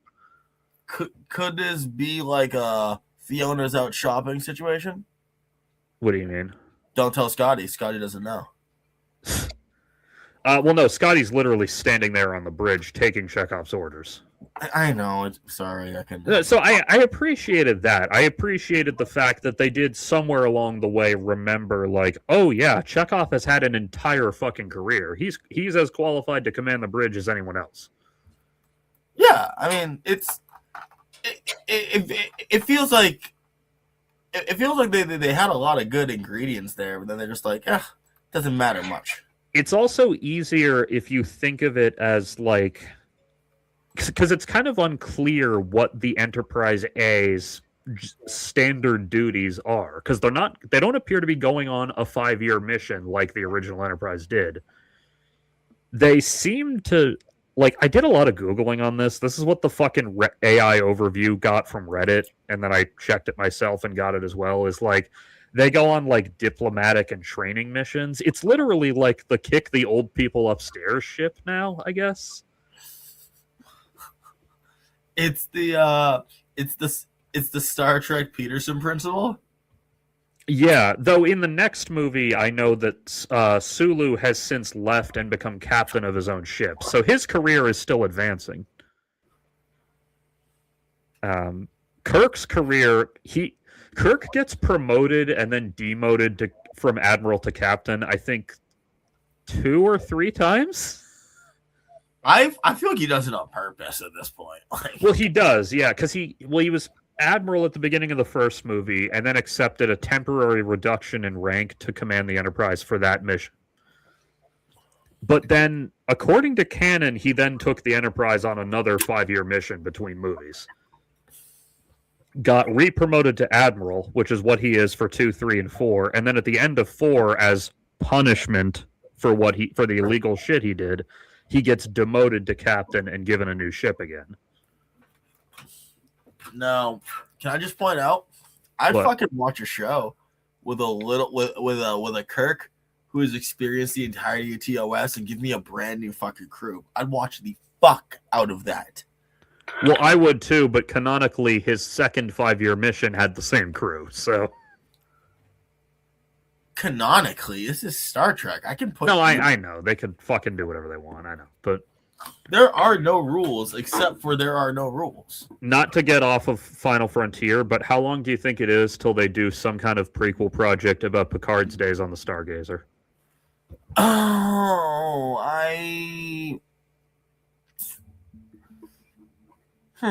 Because it could even be good. Like I'm not saying do like a fucking 7-season series. Just do like a little fucking streaming movie or a 5-episode miniseries. Bro, I gotta go back and rewatch Discovery because, like, okay, I have an answer that has a couple different layers, and I have to start here. Okay. New Trek is way better than I ever expected it to be, and it's gotten so good. So good. That is good to know because a lot of people say the opposite, and I trust your opinion on Star Trek more than most people. Bro, like, I mean, don't get me wrong. There is a rough patch when you hit Discovery. There is a real fucking patch there. Yeah, there were like rights issues too. I know, like that's why the Klingons look a little different for the first couple seasons. Exactly, but like, they were still shaking off the J.J. Abrams aesthetic. Exactly, no, exactly, but like. I mean, Star Trek Academy, every single episode has been a pure banger. I am, like, in love with this show. We have such a good direction going for the franchise. And just, it's great. Now, with that being said, we could really see a lot of interesting new Trek work for something older like Jean-Luc Picard on the Stargazer. But I would just raise you that it doesn't need to start with him on the Stargazer. We can give me a little bit of badass JLP. Satisfy me seeing him in like bar fights for like 3 episodes. To be clear, I'm not even saying I want the show. I'm saying I think it's inevitable, and I hope that when they inevitably do it, it's good. If they go this route, I really hope that we don't just show him as an officer. Yeah. Because maybe do like a Godfather 2 dual narrative with like him on the Stargazer and then flashbacks to him in the Academy. Like that I could work with. Maybe in the Academy he's wearing a toupee, and when he's on the Stargazer he's losing his hair. Give him like an I think you should leave level of fucking toupee. Yeah. Have him look like the fucking the dude on the internet who's like, I bet Dracula. Do you know what I'm talking about? I bit Dracula. Hold on.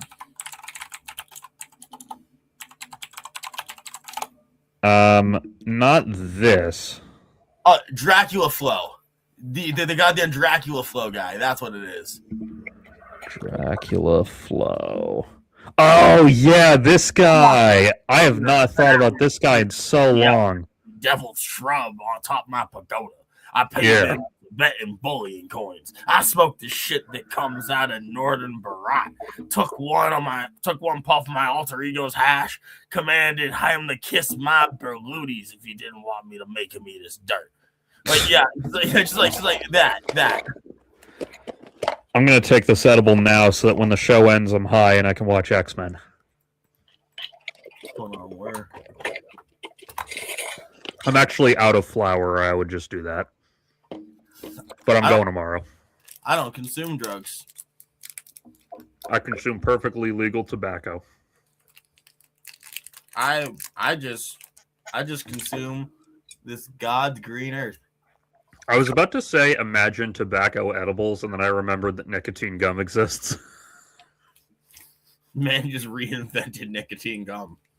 I did actually, speaking of reinventing things before we get back to Final Frontier, the other night I was really stoned writing ideas for my fucking script, and I was like, oh, I could do the coolest fucking trick in editing where it looks like one person's at the door, but it's at a different location, and then I realized that's just Silence of the Lambs. Fuck. I just invented Silence of the Lambs. Yeah.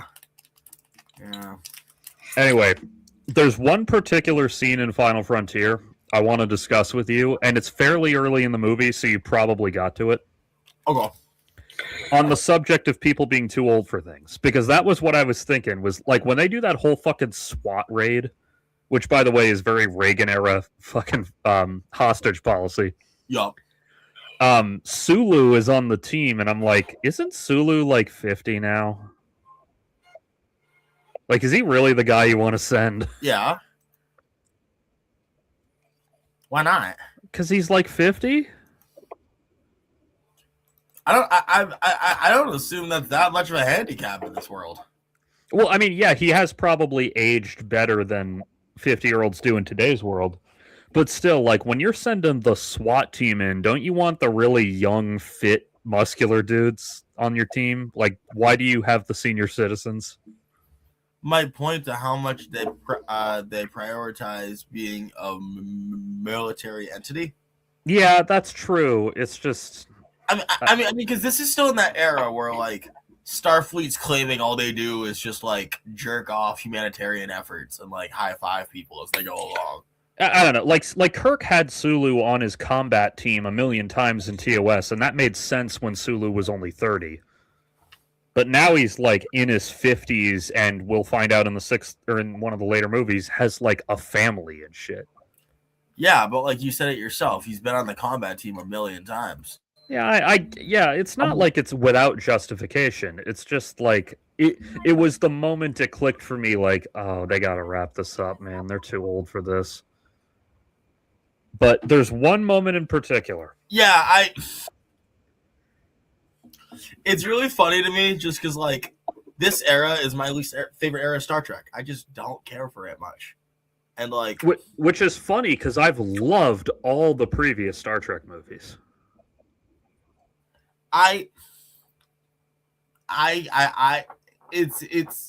there's something about my head, and it might also be the fact of like when I was born, but like whenever I'm watching anything TOS related, I get this slight itch. But then when the movies start, it just screams at me. Where it's, you've seen Holy Grail, right? Monty Python and the Holy Grail. Yeah. Yeah, you can say I've seen that movie. Get on with it already. Like that's just how I fucking feel whenever these people are here. I'm just like I care about Starfleet, but fuck, dude, can we just like go get on with it? That's how I felt with 5, because 5 is the filler movie. 5 is the one you can skip and not miss anything. Yeah, it's not really it's not essential. Yeah, because all the others, like, maybe not 1, but 1 as well. Fundamentally, the status quo is different at the end of every movie. Like, the first one is the gang's back together. The second one is Spock is fucking dead. The greatest. Yeah. 3 is Spock is back, but the Enterprise is gone and we're wanted by the Federation. Rip. Yeah, and then 4 is the Federation forgave us because we saved Earth and they gave us a new ship. Which, by the way, according to the timeline, the Enterprise A got decommissioned after like 7 years. It's like, damn, you can tell money doesn't exist in this future because they just wasted a ton of it.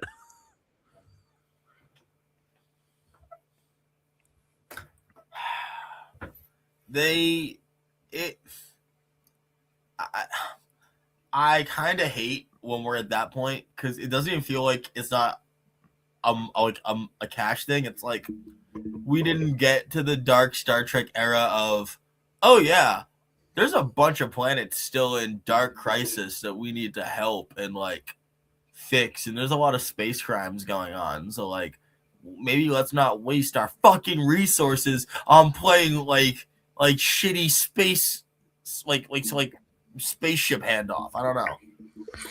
So there is one particular scene in this movie, and I want you to guess which scene it is because it's the scene I wanted you to see. Fuck, I don't know. Oh wait, is it the one with the Mad Max people? Well, they are in it, yes, but that's not what the scene is about. I'll be real with you, I was so busy, I think I missed it. It was when they are on the planet and they need a distraction. Oh shit.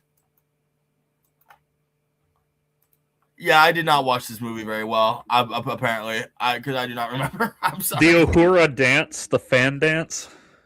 Oh, the fan dance! Yes. Yeah.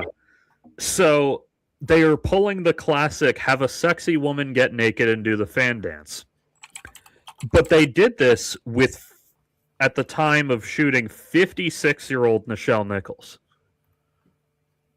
So I cannot decide whether that is incredibly sexist or is an intentional refutation of sexism. I can't decide, and given that Shatner directed it, it could go either way. Well, let's take a little column A and a little column B. Okay. What if it was created with the intention of let's take another brown woman and make her dance, and nothing's more encapsulating than that, i.e. Indiana Jones, i.e. every fucking Star Trek early shit. They're just not. I don't think Indiana Jones ever had a brown woman dancing scene. Didn't it? It didn't. I thought Temple of Doom had one. It has the white woman dancing scene. I thought there was a brown woman dancing in Indiana Jones. I might be maybe in like the background for a second. Okay, I am thinking of something else then, and I am misattributing it to Indiana Jones, just like Indiana Jones misattributes things to museums. Yeah, and we talked about that. I know, but had to sneak it in. But I mean, I think Michelle Nichols reclaimed it, but like, Oh yeah, she was thrilled to do the scene. I just don't know if the thought process was that deep. Apparently, maybe they changed it back, but at one point in editing, they dubbed over her singing, and she was really pissed because that was like on set her singing. I feel like they put it back because it sounds so much like her voice.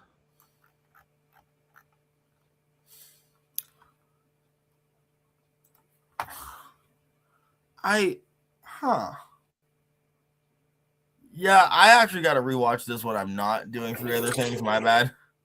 Yeah, but as for the Mad Max people, I like them. This is why I'll pull up my fucking rating for Letterboxd.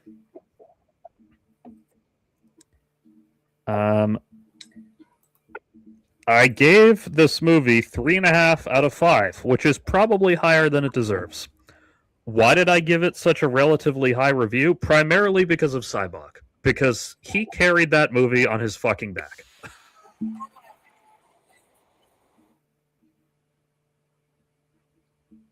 What's his name? Lawrence Luckinbill, yeah.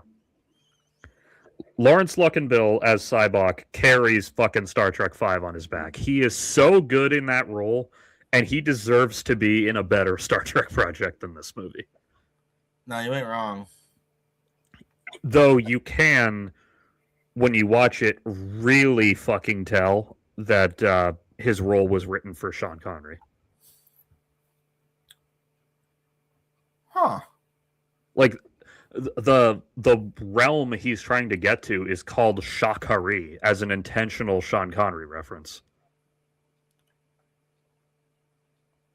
I'm sorry, that's what we're doing with that? Yeah, because they wanted Sean Connery for the role, and he was interested, but he was busy doing Last Crusade.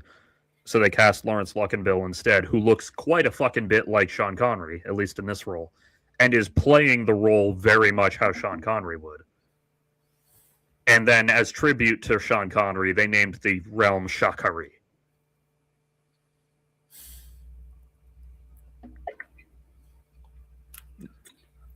I hate that.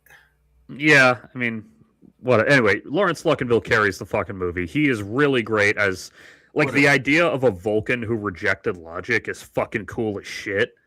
I mean, we get a few of them later, don't we? Thank God, I want to see more of it. I mean, first of all, you could argue if we're not being racist, that's what Romulans are, but kind of. The Romulans are a different ideological, like, sect.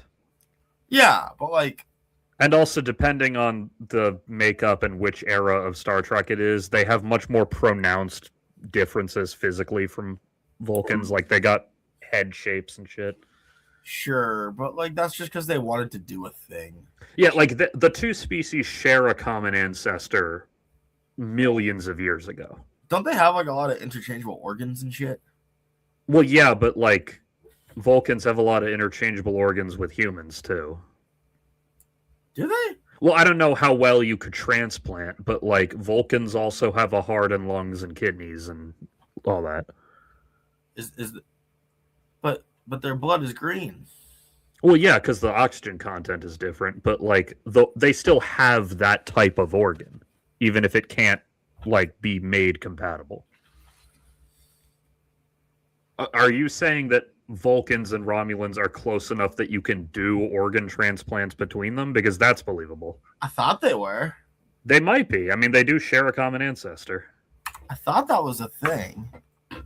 Also, the only source on this is one of the Enterprise guidebooks, so its canon status is questionable, but according to that guidebook, Vulcans preserve water so well in their bodies, because, you know, desert planet, that their fucking urine is like the color and texture of crude oil. Like, their piss is like thick, black fucking shit. What does that feel like to piss? Well, I guess it feels to them how it feels to piss to us, because they've never known any other way of pissing. Not necessarily. There could be a different, like there could be, like, maybe it feels really great to piss, as a way to get the species to piss because they wouldn't piss otherwise. Like, yeah, I mean, I don't know. Like I said, the canon status of that is questionable because it's only from one fucking photo book like 20 years ago. Generally, unlike Star Wars, generally the rule with Star Trek is it's not canon until it is said out loud in the movie or like shown in an episode of the show or whatever. what do you mean? Like Star Trek has a bunch of like expanded universe novels and comic books and shit, but they're generally not canon. Like so like Sulu and Uhura's first names being Hikaru and Nyota respectively, that was introduced in a novel in the early 80s, but it wasn't considered canon until over a decade later when the movies said it explicitly.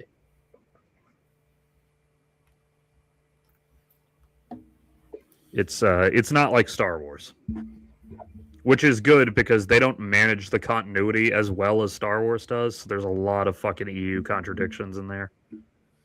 By the way, I checked. I was thinking of, I forgot there's like a way future reunification of the two groups. So like, yeah, I've read of that. I haven't gotten that far in the timeline. Yeah. That's what I was thinking of. But yeah, I love fucking Cybok in this movie. I love his like Mad Max army. I like that he's not a villain. I like every now and then to have an antagonist who's not actually evil and just wants a thing that the government doesn't want to give him, but then once they agree, he's like very happy to go along with them. I mean, I like it. I just think it often writers suck. Oh yeah, it has to be good, of course. As with anything I praise, it has to be good. But like E.T. is an example. The fucking scary ass like government agents in the hazmat suits is like a horror movie scene to a little kid. And then after Elliot gets woken up, the scientist is just like, "Yeah, I'm here to help E.T. get home because I've dreamt of this since I was your age." And it's like, "Oh, okay."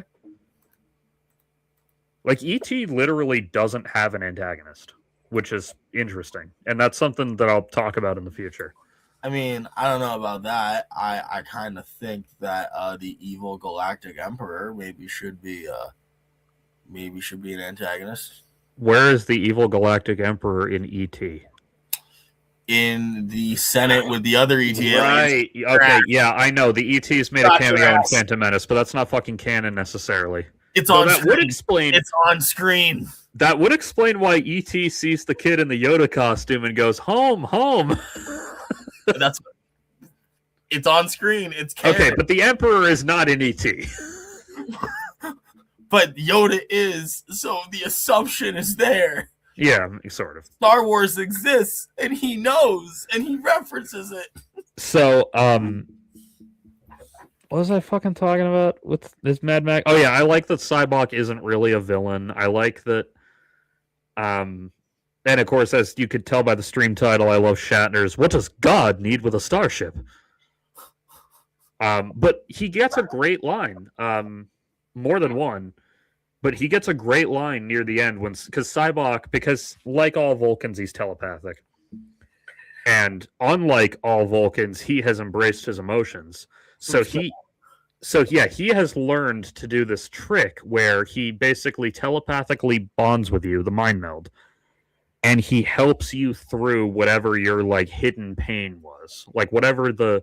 He helps you process trauma by being an in-house psychiatrist, but the in-house means in your head. Basically, yes. Now, apparently the novelization of this movie expands a lot more on like the traumas of the minor characters and why they like got mind melded and switched sides to Cybok. Like Uhura and Sulu and those guys. Mm-hmm. In the movie, we only really get to see McCoy and Spock's. McCoy's being that he had to take his father off life support, and then like 2 months later, they found a cure for his father's illness.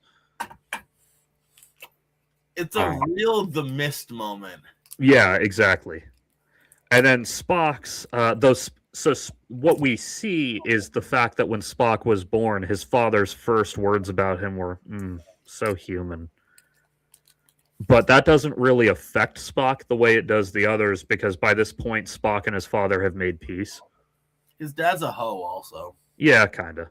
No, what do you mean, kind of? No, his dad is a whole ass. Like, listen, his dad can't keep his fucking dick out of humans, and he can't keep his emotional dick out of human affairs. Yeah. To be fair, hasn't he only dated 2 human women that we know of? The fact that you can say that is like a near Thomas Jefferson level of, if you're gonna hate your kid for being the thing that you are attracted to, you are a piece of shit. Well, that's kind of Sarek's whole character arc, and that's why the scene in Star Trek IV where he admits to Spock, "I was wrong to oppose your joining Starfleet." Like, there's so much in that saying. It's not just the career. He's saying a lot more. I know, but I had to fucking deal with this up until Michael Burnham, for fuck's sake. As much as the J.J. Abrams Star Trek movies are very much their own thing, for better or worse, one scene I really like in the first one that would have been right at home in the Prime one is that early on in the movie, Spock is getting bullied for being half human. Yep. And he talks to his father, and his father starts talking about the logical reasons that he married Spock's human mother. And then not at the end, but near, like, going into the third act of the movie, they have another conversation about his mother right after she dies, and Sarek drops the kayfabe and says, "I married her because I loved her." Yeah, it's like, all right, Sarek, that's fun and all, but, like, maybe you could love your son. Well, yeah, and that's his character arc, is that ultimately he chooses to love his son more than he chooses to love being a Vulcan. It took him growing up to do it. Yeah, I know. Sarek is an asshole. That's the point of his fucking character. It also doesn't help that he was very much one of those my career before all types of dudes. Regarding his human wife, though, I think what happened, because he was married to Amanda Grayson for, like, all of TOS. I think what happened was that when they wanted to write Sarek into Next Gen, they wanted her, but then they said, wait, logically she'd be dead by now, so they had to write another human wife for him to fill the same role. Yeah, but that is just like, it's like a fetish. Well, if you're pessimistic, it is, but if you are more charitable to Sarek, you can interpret it as, him being willing to marry a second human woman is a sign that maybe he's softening on his dogmatism about Vulcan way of life. Thomas Jefferson. Okay, but he didn't own any humans. It's a little different. They all went into it with their eyes open. How old, Sarek? In TOS, he could be, like, as young as 65. Could be. Yeah, well, hang on. I distinctly remember that when he appeared in Next Gen, he was said to be 200. Okay. So in TOS, he would have been about 100. And Amanda, while definitely not 100, was definitely well into middle age.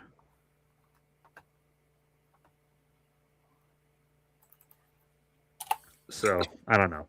It's like that line from my Superman Batman Generations comic. When we're talking people who live in centuries, anyone within a century of you is reasonably a contemporary. True. In fact, in Next Gen, when Sarek has to, like, beat back the telepathic whatever, they invoke his love for his family to do it. And he not only mentions Spock and his current wife, but he mentions his previous wife as well. So he clearly still harbors love for her, even though she's dead. Which you'd assume, right? True. Wait. What? Fucking Zephram Cochrane. Yeah. When was this fucker alive? Because Zephram Cochrane, he was played by James Cromwell in First Contact, which took place in 2063. So he was probably born in like the early 2000s. Nah, I'm looking into it now. It's like he was fucking old as balls. Yeah, well, a big problem is that a lot of times they assume the character is as old as the actor, even if that doesn't make sense. Like, Picard should not be 60 as of Next Generation.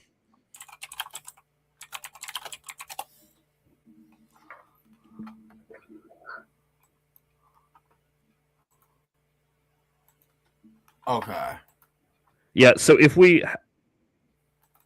okay, so Memory Alpha says he was born sometime in the 2030s. Yeah, I was just checking because like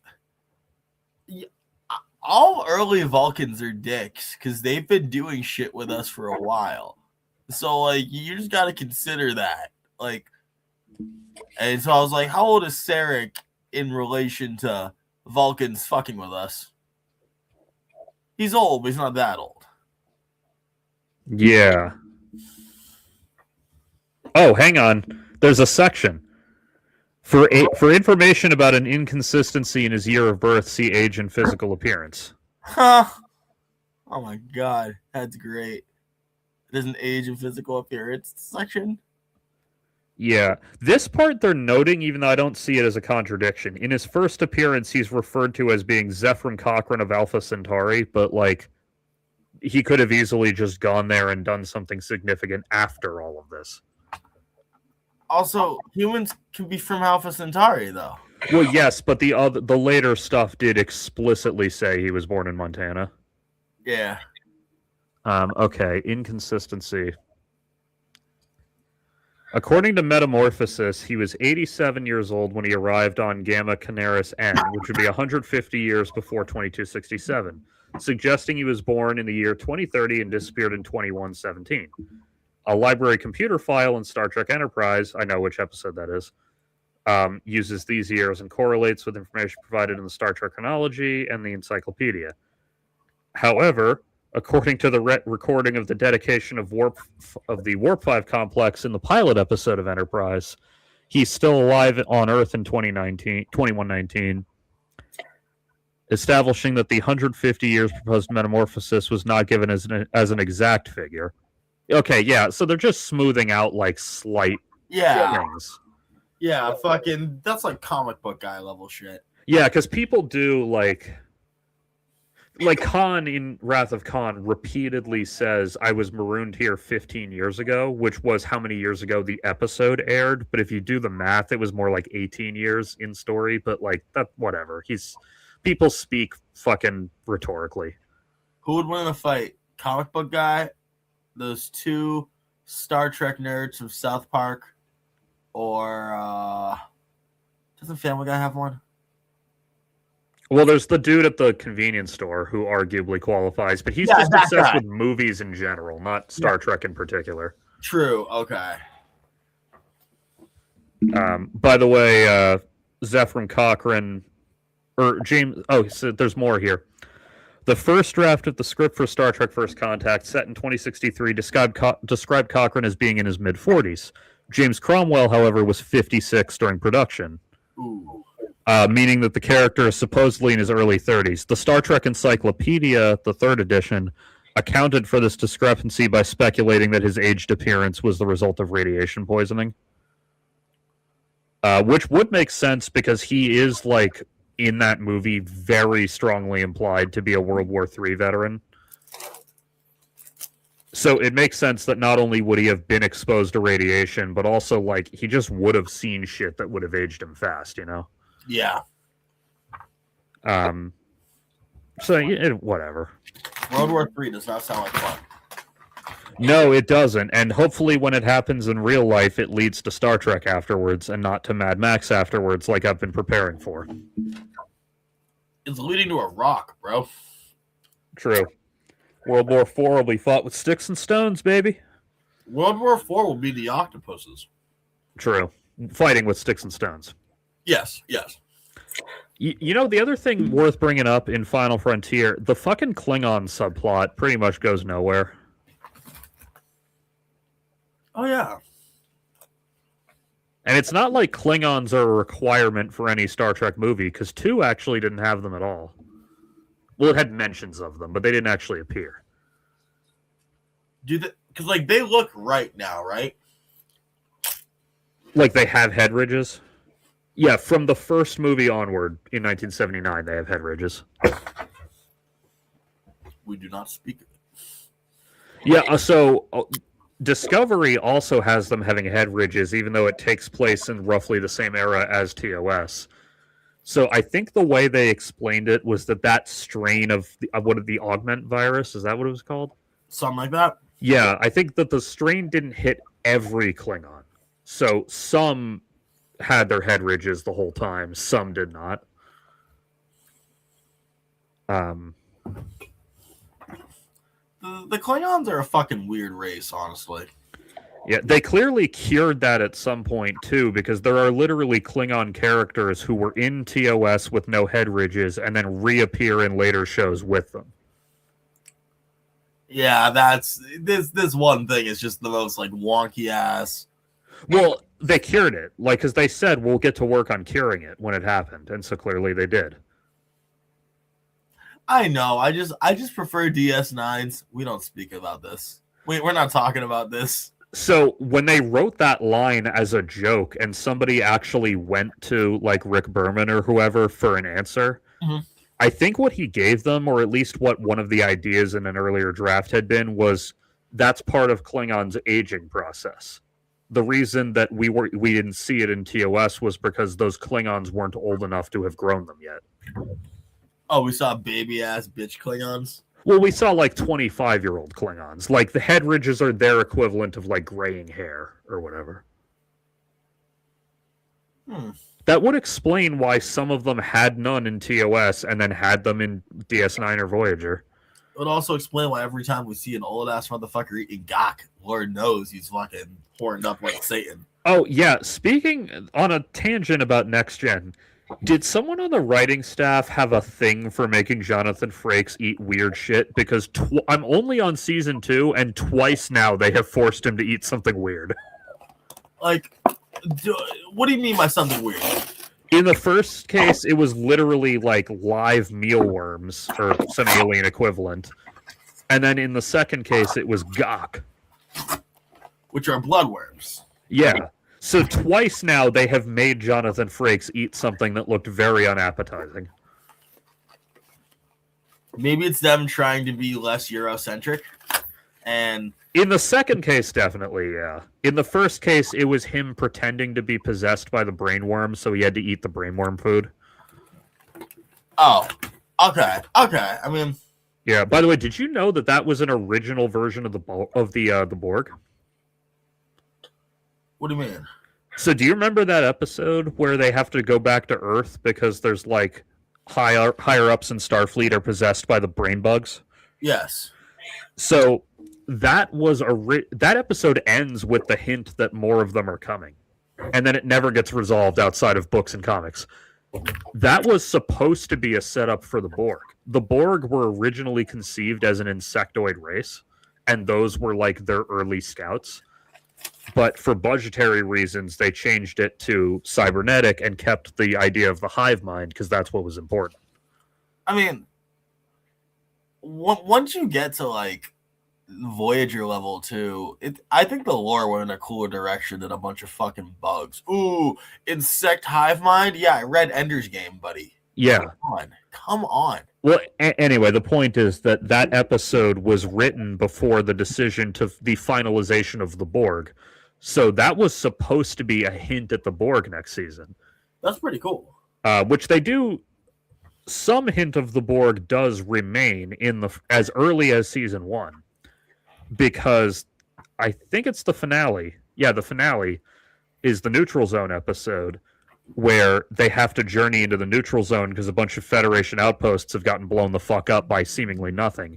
Yes. And then at the end of the episode, the twist is the Romulans show up and they're basically like, we were hoping you could tell us. We've also lost outposts with no explanation. The fuck is this? That is supposed to be a hint of the Borg. Yeah. Most of it got cut, but I actually just the other day watched the first Borg episode, And there is one line that made it into the finished episode where Data says this is the same energy signature that destroyed those Federation outposts in the neutral zone. So if you're paying very close attention, you go like, oh, that was the Borg they were implying last season. Yeah, I just read a bunch of wiki articles on that one, so I think I forgot where that information came from. But yeah.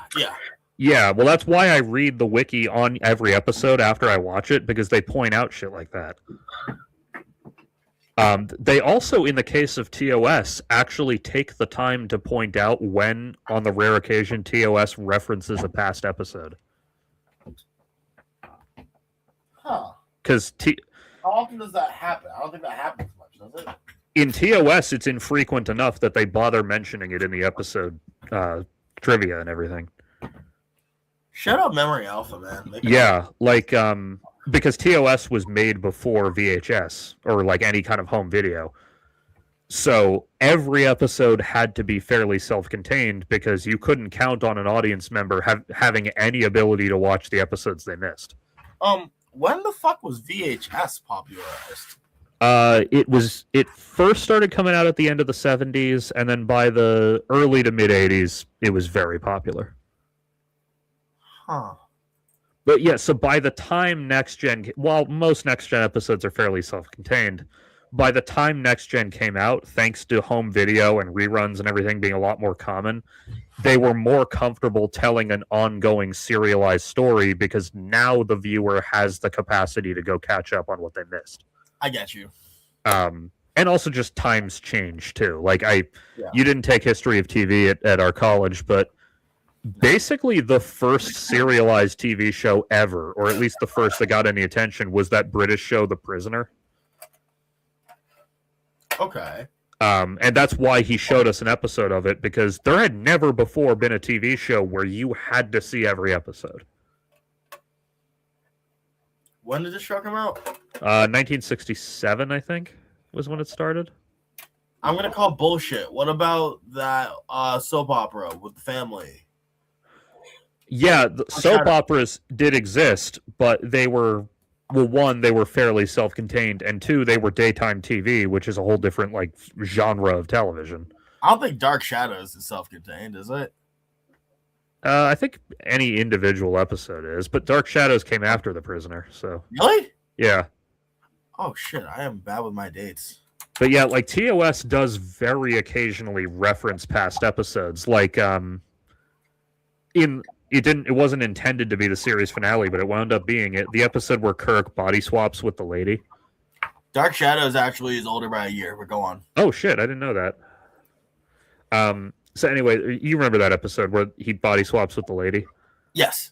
When he's in her body trying to convince Spock that this hysterical woman is actually Captain Kirk, he does that. He actually does that. He says, like, Spock, when I was trapped in the Tholian defense gate, how did you get me out? Because I remember you got me out with this, this, and this. And, like, yeah, that's the Tholian web from last season.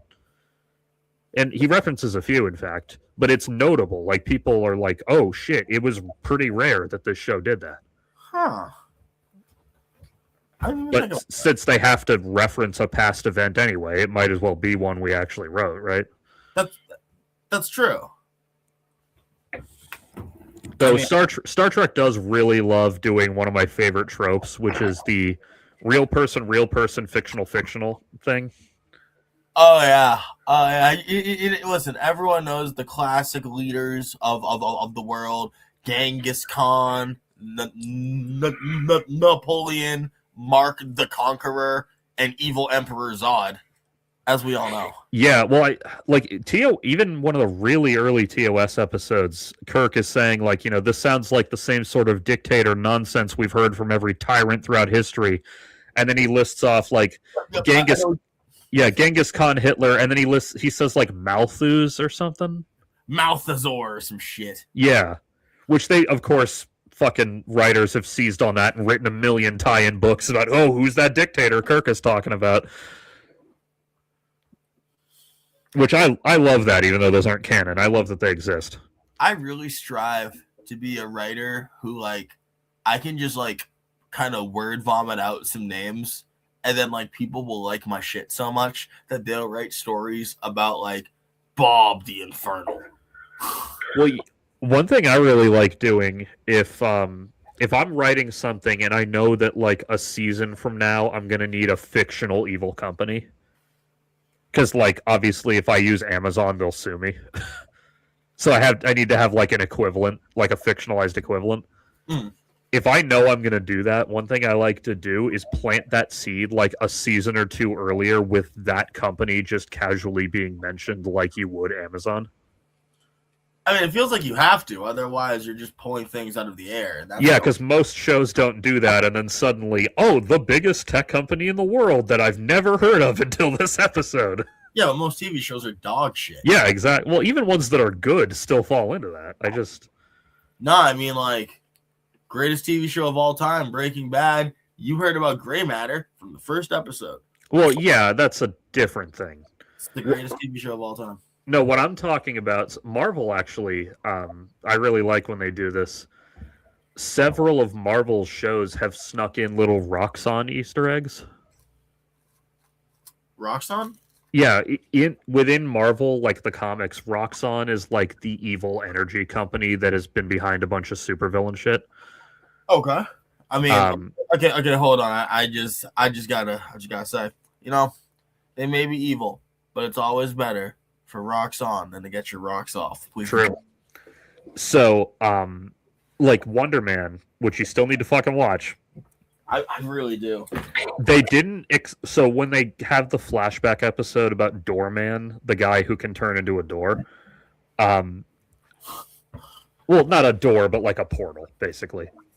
The fact that he didn't call himself like Arch or like something like, or like Arch. Well, he didn't name himself that. The news did after he saved a bunch of people. And also, he was working as a doorman at the time, so they seized on that. And he's like, "Oh, I guess I'm running with this." Not being called the doorman, bro. Fuck off. Like what is this? The butler? Anyway, the point is that Roxxon is not relevant to the plot at all, except for when he goes out to take the trash out and there's weird goop coming out of the dumpster, and he's like, "What the fuck is that?" There's a Roxxon label or logo on the dumpster, and that's their only fucking appearance in the whole series. Like, I love that. Does that goop give people powers or something of the like? When he touches it, it gives him his powers. It's unclear if it would do that to everyone. Do other people touch it? No, because the spill is tiny, which is why he's like, "What is this shit?" Like, he just kind of does that. Huh. Okay. What happened? A lot of super powering MacGuffins, they'll talk about how most people exposed to it, either nothing happens or they just like get horrible cancer and die. Yeah, I didn't want him to have superpowers. Yeah, like I'm reading Ultimates right now, like the current one. Yeah. And in this world, the gamma bomb test that gave the Hulk his powers was being done near some like native islands off the coast and shit. Like not Hawaii specifically, but like local islanders like that. I don't like where this is going. And basically, because they were considered expendable, that's where they were testing this bomb. And so Bruce Banner got the Hulk powers. And one or two of the local island people did too. Most of them did not get Hulk powers. All I can think of is Mom Donnie with the trade memes lately. Oh, yeah. You get a Hulk. I get cancer. So, yeah.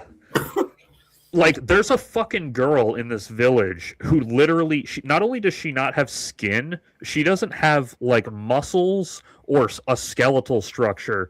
She is just, basically nerve endings with a skull and eyes. Wait, so she's Dr. Manhattan before he reforms his body? Basically, yeah. Because the characters go to this island because they are recruiting to fight the government, and they're like, holy shit, a whole island of Hulks. And then she's like, oh, you want a whole island of Hulks, motherfucker? And then she shows all these people. And then there's the girl. When I say girl, I mean young kid. Who's just like nerve endings and shit. And she girl the same way Jeffrey Epstein presumably says girl in the Epstein files. I think they said younger than that, yeah, but like because She-Hulk, this version of She-Hulk is like the leader of the community because she's one of the few people who didn't get horrific fucking illnesses from it. Sure. And she's like, this is Daisy or whatever her name was. She's 9 years old. Every single breeze on her skin is agony. Would you like to put a gun in her hand? Because it'll hurt her to hold the gun. Can she do anything, though? She might have, like, a skeleton. I don't know, but, like... No, but, like, I mean, I'm just saying, I don't think Rick Flag would use this fucker. Oh, yeah, no, she is... The implication is strong that she and most of these people will be dead in relatively short order. So, no, I don't want to put a gun in her hand. Well, that's when they see that and they find out that's what most of the people are like. They're like, okay, we're not here to recruit you anymore. Now we're here to avenge you. Well, do you have anyone that like lights on fire? I mean, well, I'll take one of She-Hulk actually does join because she has Hulk powers. And she's like, all right, I'll tell you what. If I help you take down the government, you're going to put all your Reed Richards genius into curing my people. And he's like, damn straight. The fact that Reed Richards hadn't already done it is why he's a villain. Do you want to know who would take care of his people and already has taken care of his people? Dr. Doom. All those people are living in luxury. It's really funny. It is fucking hysterical that you say that. Because when I say Reed Richards, I'm talking about this world's version of Reed Richards. He is not Mr. Fantastic in this world. I don't give a fuck. Every Reed Richards. He is Dr. Doom.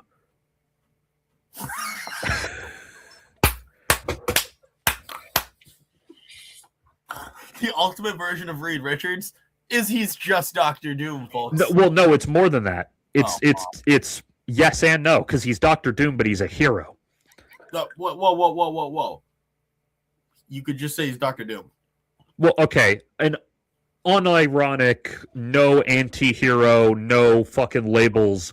I'm just saying unadulterated hero. Most of the reasons we give Dr. Doom villain labels are actual bullshit. No, and I know. We can have an entire if we can have an entire comic plot about how we gotta have a civil war about how we feel about the actual government running things. That nigga's the government.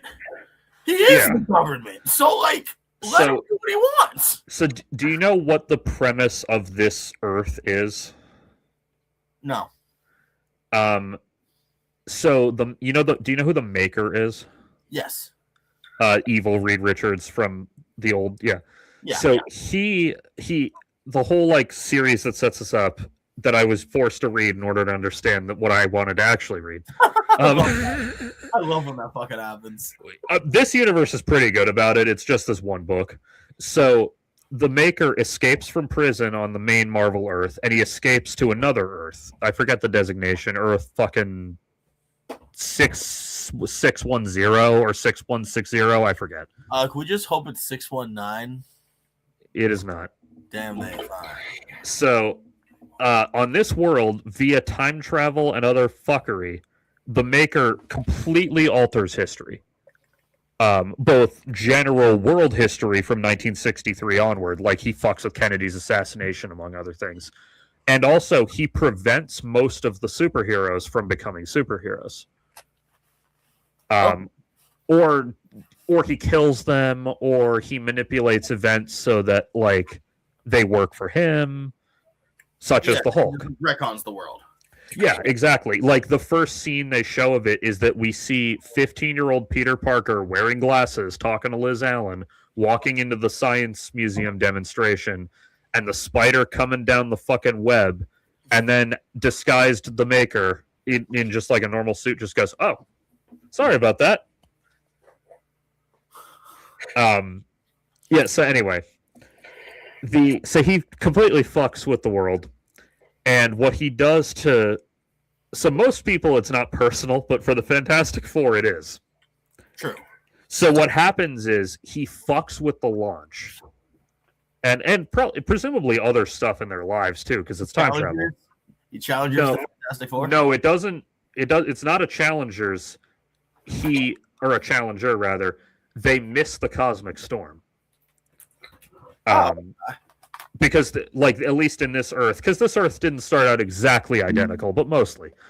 The whole reason they were launching this was to get readings from inside the cosmic storm. Okay, can you tell me it's a stupid answer to a stupid question? Yeah. Why the fuck is Johnny on that thing? In this version of it, it's because the mission was semi-unauthorized and they needed a fourth person and they were desperate. Okay, because it just doesn't even make sense that he's ever there. Well, that's why one thing I actually like when the movies remember is that Johnny is a qualified astronaut in his own right. Like, just because he's the hot-headed goofball doesn't mean he's dumb. But, like, how is he, like, is he a scientist? Well, he's an astronaut. No, but, like, I don't know. I'm sorry. All I can think of is, like, when you read The Martian or other things like that, it's like, astronauts do jobs. He's presumably, like, the pilot. Like, he's kind of like Air Force veteran, like, you know, hotshot NASA pilot guy. Okay, that'll do at least. He has a job now. Yeah, well, that's one thing I really liked in the latest Fantastic Four movie from last summer was the fact that they give Johnny one of the smart character things to do throughout the movie. Because, yeah, he may be dumb compared to Reed Richards, but he is still a NASA-trained astronaut. Most people are dumb compared to Reed Richards. Yeah. Other than Lord and Savior Doom. So the Maker, by the way, we haven't met Victor Von Doom in this universe yet, but the Maker's fortress that he calls the city is situated in Latveria, so that doesn't bode well for Victor. But I don't know. I haven't read. I'm way behind. I'm reading the first volume, so I don't know. Bro, that just means Doom's got to be in, like, some other planet just waiting for your ass. He's coming for you. Yeah, I think he does show up. Version of Doom will show up and save this version of Doom, and then be like, Doom. I think he does show up sooner or later, but I'm not on that part of the book yet because I'm only on the first volume. He is the greatest character. So he fucks with the Maker. He fucks with the Fantastic Four's launch to make them miss the cosmic storm, but he gets it just right so that they miss it, but they get trace amounts of cosmic radiation, which just. Well, actually, no. A minor Challengers happens, and Johnny gets killed in the capsule. Okay. Like, explosion next to him. The other three make it back to Earth. Ben dies shortly after in what appears to be a suicide. Aww. Like, he literally jumps into the Grand Canyon, basically. Like, jumps to his, not literally the Grand Canyon, but like a canyon. Like, he goes out into the desert and jumps to his death. Why? Well, it's implied that the Maker made it look like a suicide. But he could also feel some genuine guilt for Johnny's death. Just straight yeets him off a cliff? Yeah. Well, because he wanted him to die in a place with rocks. Like, the Maker gives each of them an ironic death. And then Sue got enough, like, trace amounts of cosmic radiation that she got horrific fucking cancer and died slowly and in agonizing pain. Yeah. And then Reed, meanwhile, has been, like, arrested and is on trial for doing this because the Maker framed all this like an illegal experiment. I love that. And then he gets kidnapped before he can go to prison and is imprisoned by the Maker, who, like, tortures him and fucking, like, disfigures him and fucks with him for decades, declaring, "Your name is Doom because that is what you bring. To everyone you love, everything you touch, everywhere you go, you bring Doom, you are Doom." And then eventually fucking melds the mask onto his face and gets him to accept himself as Doom. But then he gets used as the Maker's, like, slave laborer for decades until discovering in the files what Reed Richards was supposed to be, and he finally gets his he gets his fucking spirit back, and he escapes and helps Iron Man and such form the Avengers. Wow. But he's not over all his trauma because he still insists on being addressed as Doom. Now, I just gotta throw out here. Reed Richards is the smartest man in existence, and he's still so fucking stupid every time he ever gets the chance. That is really true.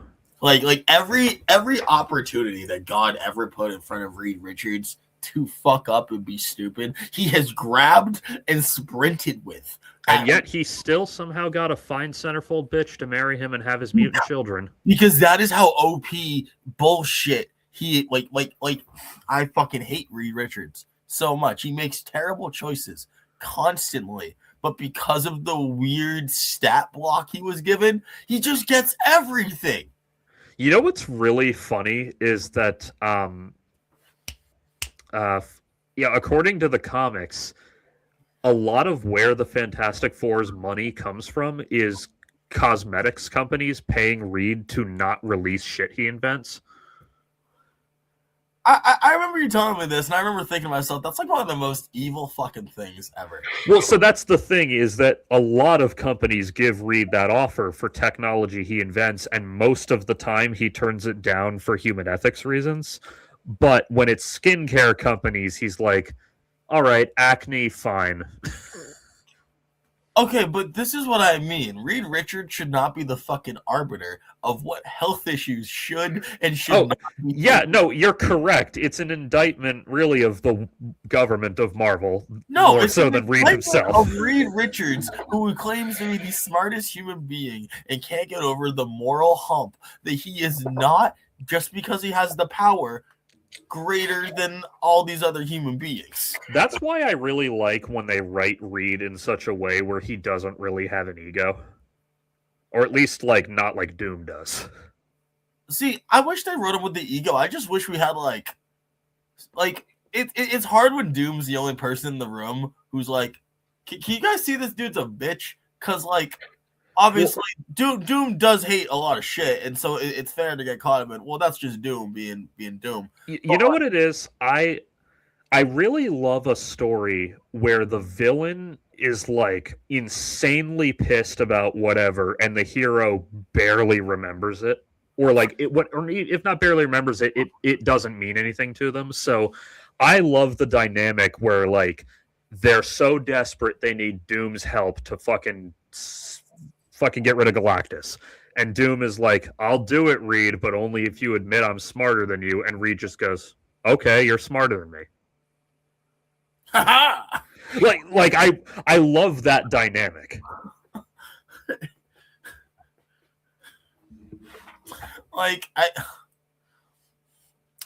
It is a fun dynamic. I just wish we had like one or two other people to just kind of be like, Reed Richards is a dick.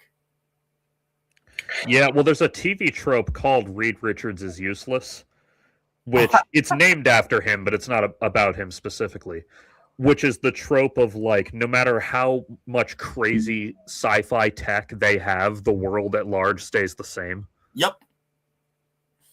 And then there's an opposite trope called Cut Lex Luthor a Check, which is for when the villain actually does just go, wait, if I have a weather control machine, I can just sell that to impoverished countries.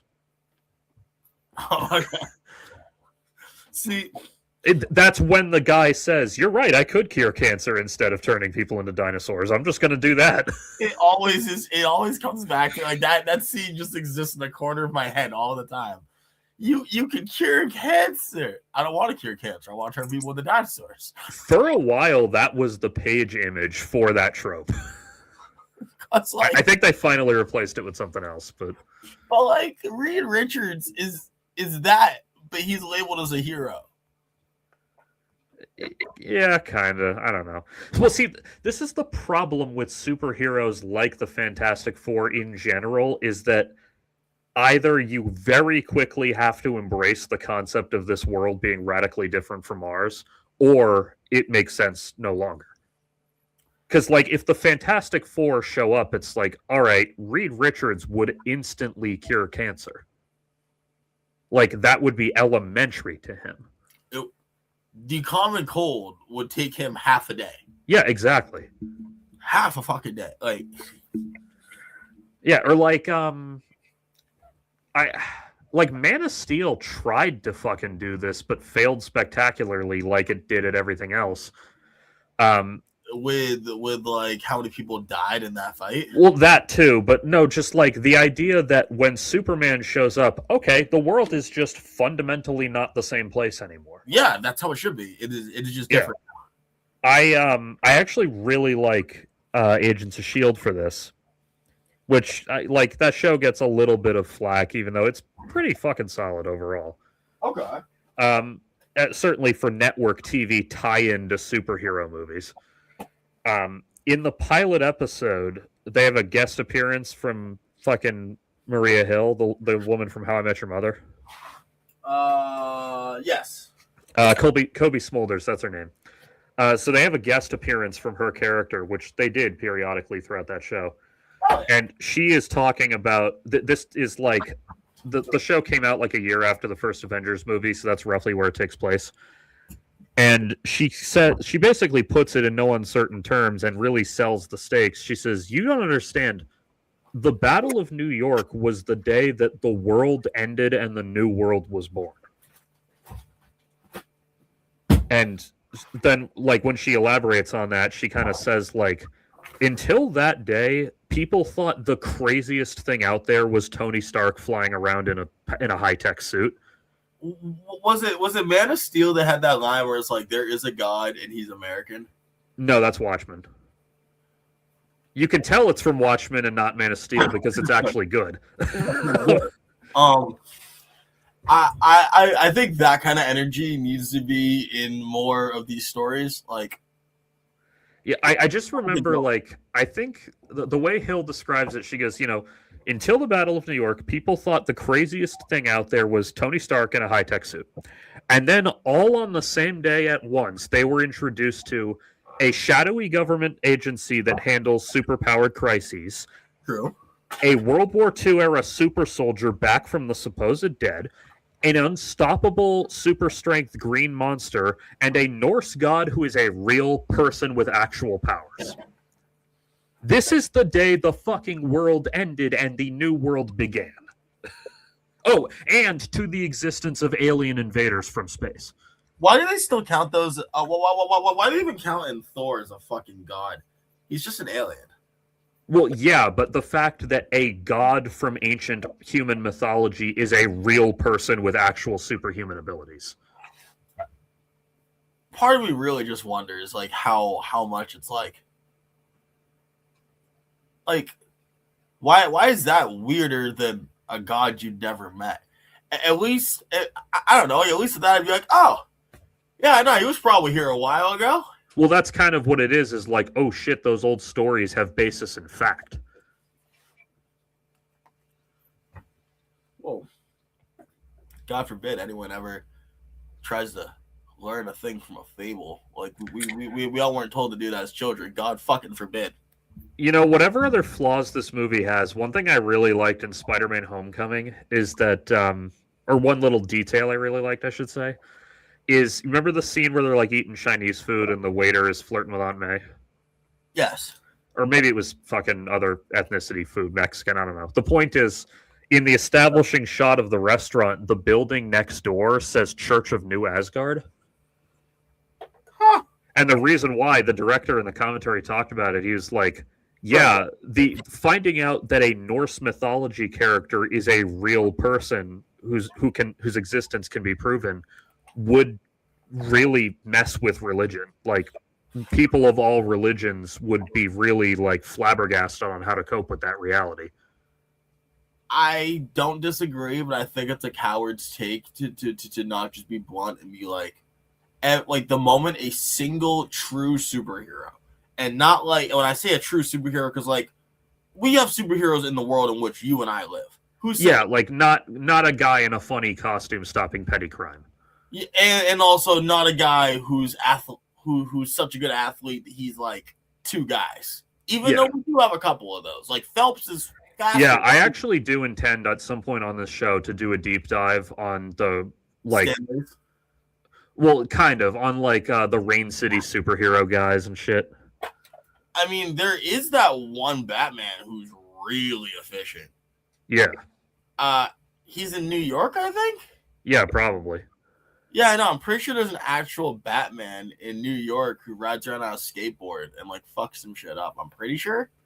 I know about Phoenix Jones from I think Seattle. I remember that dude because back when Kick-Ass and Super and those movies came out, because those movies are all about what if superheroes were real. So Super. I think it was Good Morning America. They did a whole piece about the Rain City superhero movement, which was like a group of real dudes in their own costumes and identities, like basically doing mutual aid and stopping petty crime. Like, it obviously wasn't fucking Kick-Ass, but it was interesting. Like, oh damn, there's dudes who take the shit really seriously. I mean, not to be a pessimist, but you can do that all you want. You just can't have more than 3 people doing it. Otherwise, you get labeled the Black Panthers and get shut down by the CIA. Well, yeah, that's kind of. I mean, they didn't get into that part of it, but the Black Panthers are just superheroes with different names. If you think about it, they have uniforms / outfits. Yeah. They do all the mutual aid. They carry weapons and power / fighting capability to the point that they can keep their community safe.